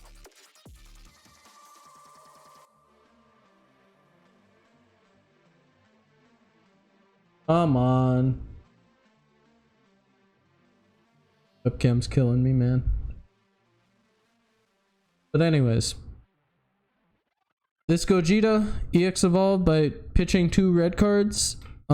He's a double strike. He says he also can't be KO'd, and he can attack battle cards that are in active mode. So that's relevant because when this card attacks a battle card, he switches himself to active mode, and that's not once per turn. So if your opponent has a field full of battle cards, you can just swing, everything dead. Even if you're not getting his other auto effect, he's a very good play just to wipe their board. Whether the cards are active or not, he just wipes everything. On top of that, 35k double strike, really good. But his auto says when a card evolves into this card, if there are no battle cards in play in your opponent's battle area, choose up to 2 cards in your opponent's life and place them in their drop area, and then you can't play them for the turn. But being able to board control with the Piccolo, with your Gogeta, with our extra cards that we play, and then go into this and just burn them for 2, it's ridiculous.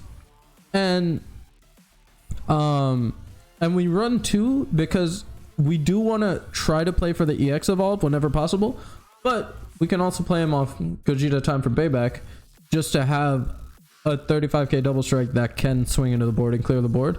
Our other option for time for payback is a dual attack triple striker. 35k dual attack triple strike, really good. He becomes a 4 cost in hand if you have 2 life or less. We're not paying 4 for him, we're paying 3.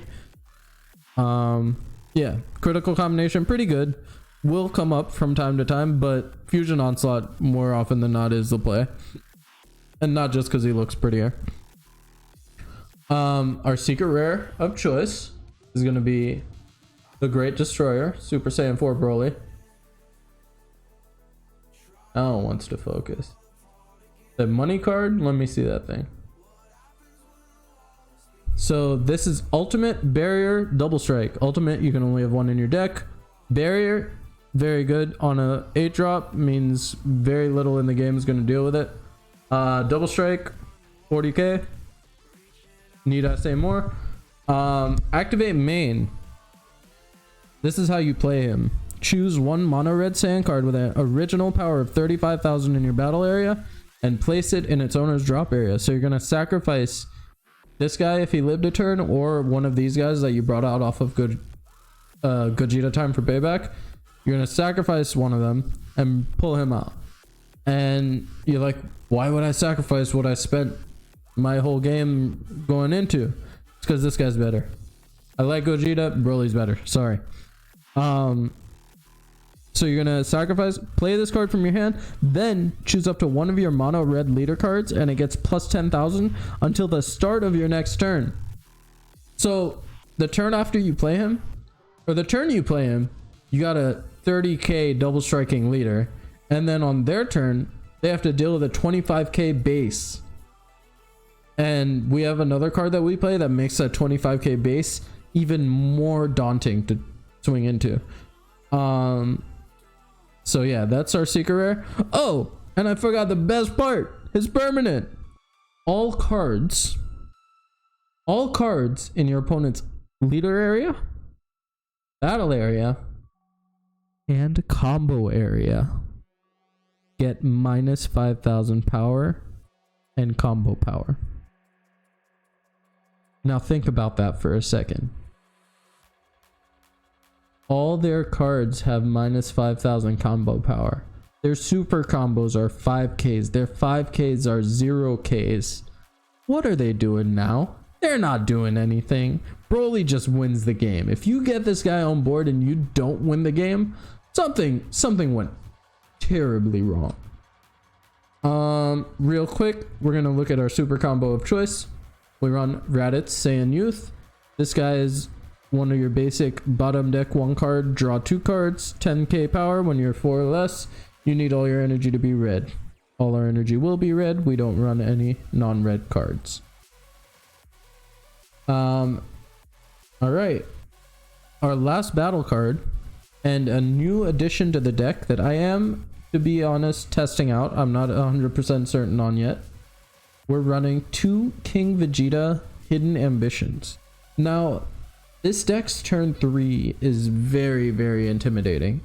You're dealing with the double strike from Super Saiyan Blue Gogeta. You're dealing with the double strike from the leader. You're dealing with the Piccolo unison swinging at you. You're dealing with King Piccolo double striking you. Odds are your opponent is going to play either one of those free negates like Dormant, like Wolf Fang, or they're gonna use a sparking negate like Power Burst, like Dimension Magic. This card says for 1 energy you're gonna counter. So on our turn 3 we do have 2 extra energy available that I usually use for defense, but I reasonably could use one of those 2 energy on the attack for this counter. This is going to negate their free negate and guarantee that I push the damage through on something like my Gogeta, which if you swing in with 35k on a 15k leader and minus that 15k leader down to minus 5k, they have to combo 50,000 to get out of that attack. You're doing 2 damage. They're not comboing 50,000. This attack is going to connect for big damage. So if you can guarantee that attack goes through and you have your red battering to guarantee that, look at baby Vegeta and his daddy. They vibing. But yeah, it does have a second activate main. It's not relevant to this deck. We're only using it for the counter. It plays itself when you do it, so you're just going to combo it off after that. We're not worried about that second activate main. It bears absolutely 0 relevance to our strategy. Alright, so that is it for our battle cards. And I know you're wondering by now, like, hey, that's a lot of battle cards. Doesn't this leader search extra cards? Where are the extra cards? Well, that's the rest of the deck, baby. So we're running 50 cards. We search the top 7 cards.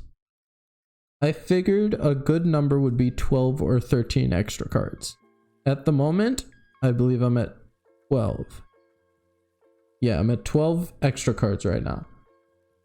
I whiff once in a while. I'm not gonna say I never whiff. I do whiff once in a while. I still think 12 is a good number. I don't think you need or want to run more than 12 because then you're gonna get foggy and you're gonna be sacrificing space you need for your other stuff. Here we go. First up, Birth of a Super Warrior. Now this is your turn 1 play. If you don't see this turn 1, hopefully you went second, because you need to swing with your leader and hope to search it. This says activate main if your leader card's red Gogeta BR. Choose one. You can either search a copy of each of these, or you can play a copy of each of these. Very rarely you're gonna play them. Most of the time you're just paying 1 energy to draw 2 cards, and the 2 cards are gonna be the 2 cards you need. The Goku and the Vegeta. It only searches the skill list. That's why we run 2 of each. 2 of each is plenty. Don't fall for the trap of running 3 or 4 vanillas. 2 is plenty. I think I've only ever lifed 2 of the same card once. That's only ever happened once. I've had this deck built since it came out. Only happened once, and it was one of the first 4 cards I pulled out of my life. Because if 2 of them are in your 8 card life, odds are you're gonna see it from there by the time you need it. So run 2 of the vanillas with 4 birth, you will be absolutely fine, I promise you. But yeah, that's your turn 1 play. You tap 1 energy, get your materials, and get ready for your turn 3 explosion. To support our unison, we run 3 Wolfang Fist. This is going to be a free negate, or not a negate, rather a free counter attack when we have our red unison in play. And it minuses 15 the attacking battle card or leader card, ignoring barrier. So we can kill small guys ignoring barrier. Really good. We used to run 4. I cut it down to 3 because 4 I ended up seeing it before I saw my unison sometimes. 3 seems like plenty. We're only running 2 Violent Rays. I feel like Dark Broly is not going to be as relevant as it was in this last format because people are trying new strategies. Ideally you're running a 3rd if it is a Dark Broly centric format. 2 Violent Rays is fine right now. It'll help you on that turn 3 get to turn 4. Our final 3 cards, and this is a new addition to the deck. I'm sorry, there's one SR. Don't look at it. We run 3 King Vegetas Imposing Presence. Now, Imposing Presence is a pseudo floodgate that's gonna actually play really cool with our Gogeta and our Wolfang. It says if we counterattack, if your leader card's a mono red Saiyan card, you may choose the attacking card ignoring barrier, and it gets minus 10k for the turn. So you're minusing something 10k for the turn, ignoring barrier. Really strong to begin with. And then for the turn, your opponent can't attack with cards unless they give the attacking card -5 each time. So, and you can only activate 1 of these per turn. So, like I was saying, you have that energy or 2 to defend with after your turn 3, because you're gonna pay 3 to go into your Gogeta, and then you're gonna awaken, and you'll have the 2 energy open to defend with. 1 is going to be used for Violent Rays probably. 1 is going to be used for Imposing Presence. You will be going -4 in hand. It's fine. You need to hold 3 cards in your hand. You win the game. But yeah, Imposing Presence with your Technique Unchained with a Wolfang backing it up, you're going to make things very easy to kill with the -10 plus the -5. Oh yeah, the other effect, sorry, is that you can, if you have 3 or less life, you can activate the counter skill by pitching a card instead of paying an energy. So if you do end up paying the extra energy for your counter, you can still use this plus Violent Rays on defense. You're just going to end up pitching a card for both of them, which it sucks, but that's what super combos are for. So yeah, this is my 50 right now. I feel like it's kind of set in stone at this point. The only flex cards I feel like could be these 3 spots. You could run an overwhelm. Fighting against fate, pretty good. Scientist Fu, pretty good. Pretty much any overwhelm for additional pressure could be good in the deck. I like these 3 cards for now. I'm going to be testing with them. They just came out, so I don't know how strong or weak they're going to be in the deck. But that's why this is the first draft for set 13. I will update going forward any changes, probably in the Gogeta group if you're part of it on Facebook. But yeah, that's my Prophet of Demise Gogeta profile. Thank you for watching. And yeah, I think we're down to our last deck profile of the night with 53 minutes to spare. Making good time now. Once I kind of picked up the pace, been making better time.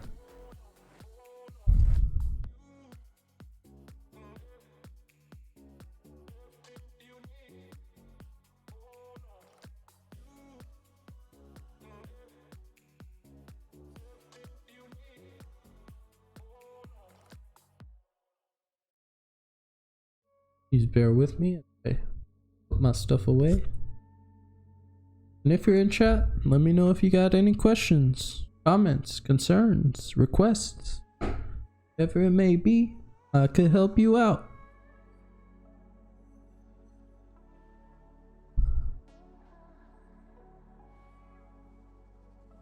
Right. On to our final deck of the night. And if you notice, aside from a green leader green deck, we went over a green deck, a red deck, a yellow deck, a black deck. What's left? A blue deck. So our final deck of the day is going to be Vegeta GT, Super Saiyan 4 Vegeta.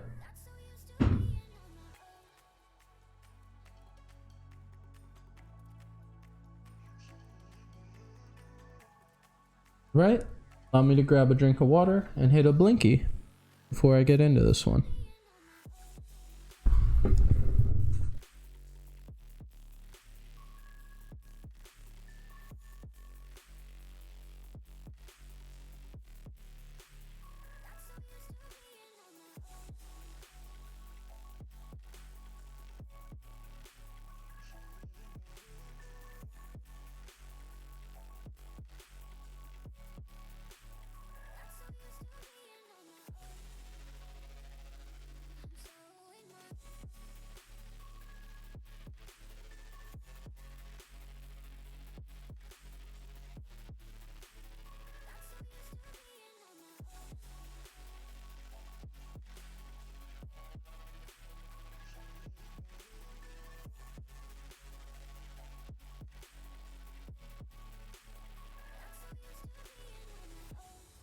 My jaw is actually sore from talking, or not sore, but like, y'all know what I'm talking. If y'all Susio, y'all know what I'm talking about. My jaw is hurting. I'm not gonna go any further on that one.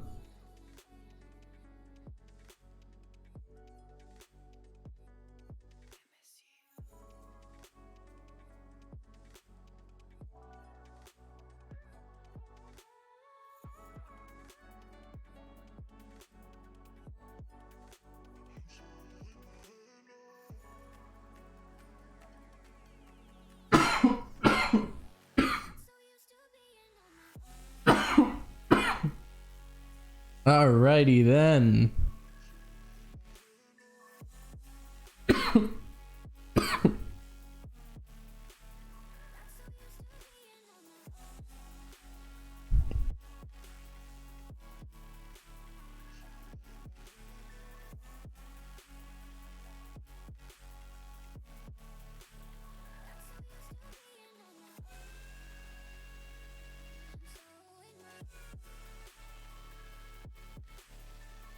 All right.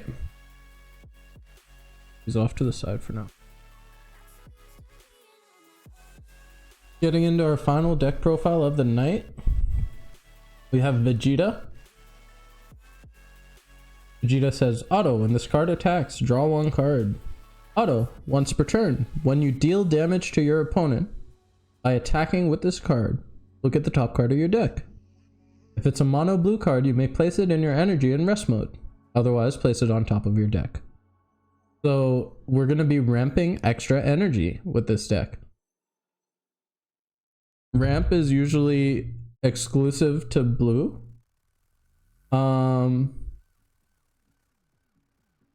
But you can also see it in some blue/green strategies.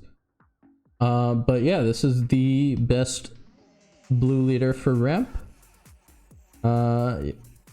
His awaken, when your life is at 4 or less, you may draw a card and flip this card over. So you don't get any real big bonus for awakening like some leaders do, but that's because blue decks already untap energy a lot, and having him draw a lot of cards would make him a little overwhelmingly powerful. On the awaken side, we have leader down. We have Super Saiyan 4 Vegeta Ultimate Evolution. Once per turn, when this card attacks, draw one card. Auto, when your opponent activates a counter skill, switch this card to active mode. So you can attack with him multiple times in a turn. That's why it says once per turn. When he attacks, draw a card. Most leaders don't have that once per turn stipulation because there's no way to stand him back up to attack again. He also has the same auto, that's his third auto, to ramp a card when he deals damage to your opponent's leader. So on both sides, you're just ramping energy and playing good mono blue stuff. Let's go into the main deck. Starting off with our unisons of choice. First up, we have Son Goku, Power of the Golden Great Ape. So what is Vegeta without Goku? Nothing. I know I'm gonna piss off some Vegeta fanboys with that one, but Vegeta is nothing without Goku. So you gotta have Goku to help you out. Goku has an activate main once per turn, pay 4 energy to draw 2 cards. We don't use that very often. It does come up occasionally, but it's not why we run him. We run him because he comes out for 2. He's a 15k unison. And he pluses 1 to give our leader plus 10k. So what used to just be a 10k base swing is now a 20k base swing. Insanely good, insanely synergistic with the deck. Almost like he was made for this leader. You guys can't see me, but I'm staring at the camera. And then activate main -4 if your leader card's mono blue. And you shuffle 1 mono blue card from your drop area into your deck. Draw 2 cards. So that -4, probably not ever going to use it. Giving him plus 10 is usually more beneficial. But later in the game, you might want to fix your hand and recycle a super combo that can do both for you for -4. And you play so many defensive cards, they're rarely, if ever, going to be taking markers off this unison. Our other unison is a 5 cost, and we're playing this if they wipe our unison with the Kai unison, or we might even wipe our own unison to play this if we need to establish defense and we don't have the hand to defend properly. We might just slap this guy down, because this guy says when this card's played during your opponent's next turn, they can't attack with battle cards unless they choose one of their battle cards with an energy cost of 2 or more and bottom deck it. So they need to have a bunch of 2 cost or higher battle cards to sacrifice just to attack. He only has minus effects. He doesn't plus markers. His -1 draws 2 and then bottom decks 1. So you effectively +1 in hand. And then his -2 is a board wipe. Choose all of your opponent's battle cards ignoring barrier and return them to their owner's hands. So what I find myself doing quite a lot is you play him for 5 energy, and then immediately -2. He's at 3 markers, still defendable, but you've wiped their entire board, ignoring barrier. It's so good. It's so good. Stupid. All right, next up, to support our unisons, we play 4 God Sealing Technique. games will go a little longer with this deck. You will use 3 to 4 God Ceiling. Most decks can get away with 3. You could try 3, but I like the 4 because I want to have it when I need it. I want to be able to charge one if necessary and still be able to play multiple copies. God Ceiling technique, free counterplay if you have a unison with 2 or more markers. The card attempting to be played is returned to its owner's hand. So anything without deflect, you can bounce it. Stops so many game-winning strategies. It's ridiculous. Getting into our negates, this is kind of tied to our unison, so I'll get into this one first. We have Heroic Prospect Trunks. This could be a 3 of. I only have 2 right now. I would run it at 3 if I had a 3rd. Counterattack, negate the attack, play this card. Reduces itself by 2, so it's a 1 cost 15k that plays itself and negates the attack. You need a blue unison in play for that. Auto, when this card's played, your opponent can't attack with battle cards with energy cost greater than their current energy for the turn, unless they choose 2 cards in their hand and bottom deck them. So basically a topo for big guys. It's insanely good against decks that cheat out battle cards, which is almost every deck nowadays. Decks will just like cheat out big bodies for no reason. So he's really, really strong. Blue staple, pretty much. This is a card that I don't see at 4 enough in Vegeta decks that I feel like is a must. To play our game ender, we want a wide board essentially. So this is a 2 cost negate that untaps an energy when you play it. So it's a 1 cost 15k negate. So between this and the trunks, we have 6 bodies that come out for 1 energy on our opponent's turn. Really, really good. We play 3 Vegeta, ready to rumble. He's a blocker. Negate the attack and play this card counterattack. So you'll pay 4 to play him as a negate. But when this card's played, your opponent can't attack for the turn unless they place 1 of their energy in its owner's drop area. So they're gonna be sacrificing an energy for every attack after you play this guy. I'd say 95% of decks are just going to stop attacking after you play this guy. More defensive cards, we play Dimension Magic, blue staple, 1 energy, untap 2 energy, negate the attack, or Sparking, untap 2 energy, negate the attack, take a life for Sparking. Play 2 Child's Army Reinforcements. This will negate the attack and play a blocker token. That's only a blocker to the end of turn. But this is really good. It stops 2 attacks, and if you have 5 or less life, you can take a life to activate it. Another blue staple, we have Sensu Bean. Sensu. I don't really have to explain it. We run 4. We probably don't need 4, but we run 4 just because being able to extend our plays when we need to is really valuable. This deck can turn the game in the matter of 1 turn, so you want to have the option to have all your energy you would want accessible to you. This should probably be at 4. I run it at 3 because a lot of your leader attacks will get negated. This is just 1 energy plus 15, draw a card, so you're going to use that on your leader swing to guarantee damage. Super combos, we're running 3 Zeno, 1 Vegeta. Zeno's gonna let you pick up an energy and replace it with a card from your hand, so you're untapping an energy essentially. You have to be at 5 or less for that. Vegeta 4 or less, bottom deck 1, draw 2. Pretty simple. And now we'll go into our battle cards. Let me get these over to the side. We got 2 Great Saiyaman, Punisher of Evil. This guy's got a smorgasbord of keyword skills. He's got Deflect and Barrier, Blocker, and Revenge. He has an auto. Once per turn, when this card KOs an opponent's battle card, switch this card and up to 1 of your mono blue energy to active mode.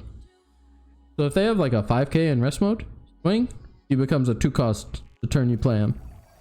And then when you block, you revenge kill something. He stands up, stands in energy, and then you can decide if you want him to die. You don't have to combo up, but you can save him and use him again as a revenge blocker. Really strong.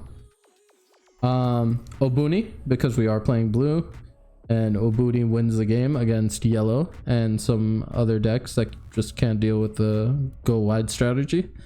Deflect. If there's an after image token in play, this card can't be KO'd. When you play him, play 3 after image tokens. They're 15k with 5k combo power. Activate main once per turn. Your opponent reveals the top card of their deck. If it's a battle card, you untap an energy at the start of their turn. Really good. We run 1 Murichim, or 3 Murichim, Brave Bruiser. Double Strike, Barrier has the same thing. They reveal the top card. If it's a battle card, it gets +5 and dual attack. So you get a 25k dual attack double striker. We run 3 Super Saiyan 4 Vegeta.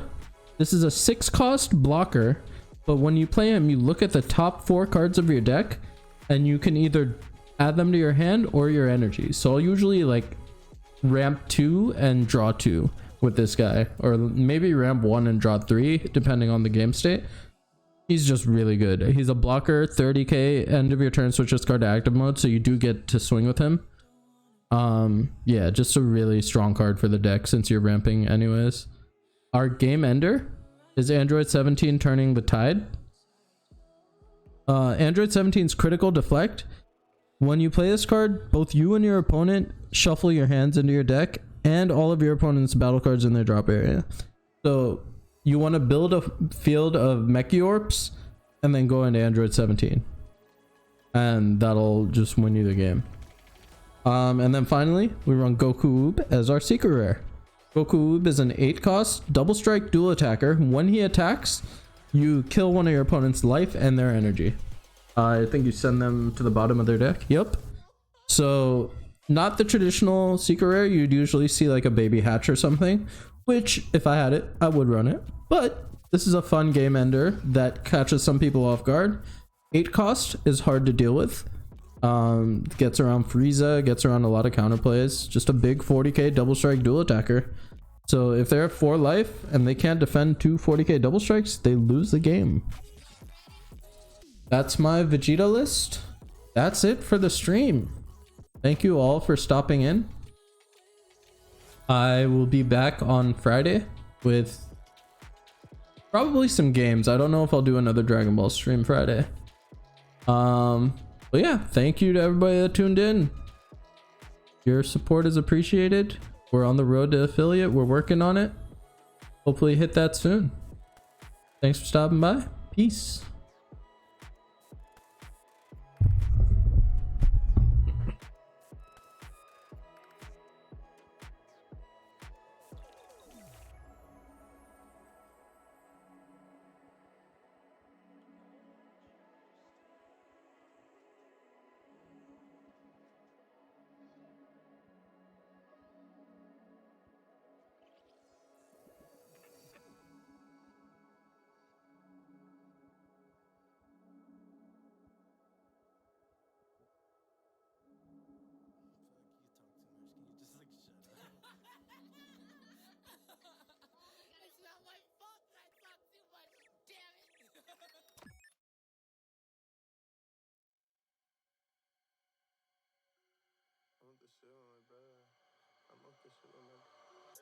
I'm off the shit with my brothers. Keep lethal weapons and Glover. First make a young nigga thugger. You know best friend is a cover. Girl on me bouncing like flubber. Boy young with money like stunner. 300 a pint pour all summer. Shoot on sight if you fuck with my come up. Your boy got a license to stun this. Shoot on sight isn't right, but we gunning. Sippin' Sprite pour all night at the function. Yeah, we bump 21, ain't no jumping. Feed the X and the X did the dumb shit. Said I rock one-on-one how I've done shit. In your eyes, see you jump if I smoke this. Bump an X when I flex for the youngin'. Your boy got a license to stun this. Shoot on sight isn't right, but we gunning. Sippin' Sprite pour all night at the flight at the funk, funk, funk, funk, funk, funk, funk, funk, funk. Pull up to the club. Pop that.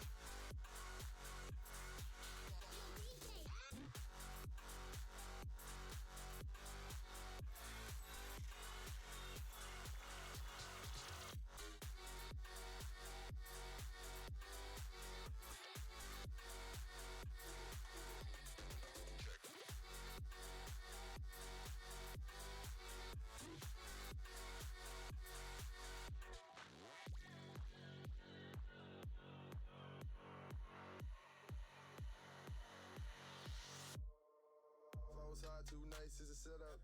Dripped out, head to toe, peep the get up. Said the young and be stunting in any sweater. You think you could do it better, but really could never measure. Got a Glock engraved with your name on it. It's a special design, this is a game for me. Tiptoed on the beat in Balenciagas. Dipped out of your crib in my Gucci floppers. Your boy got a license to start this. She gon' say this and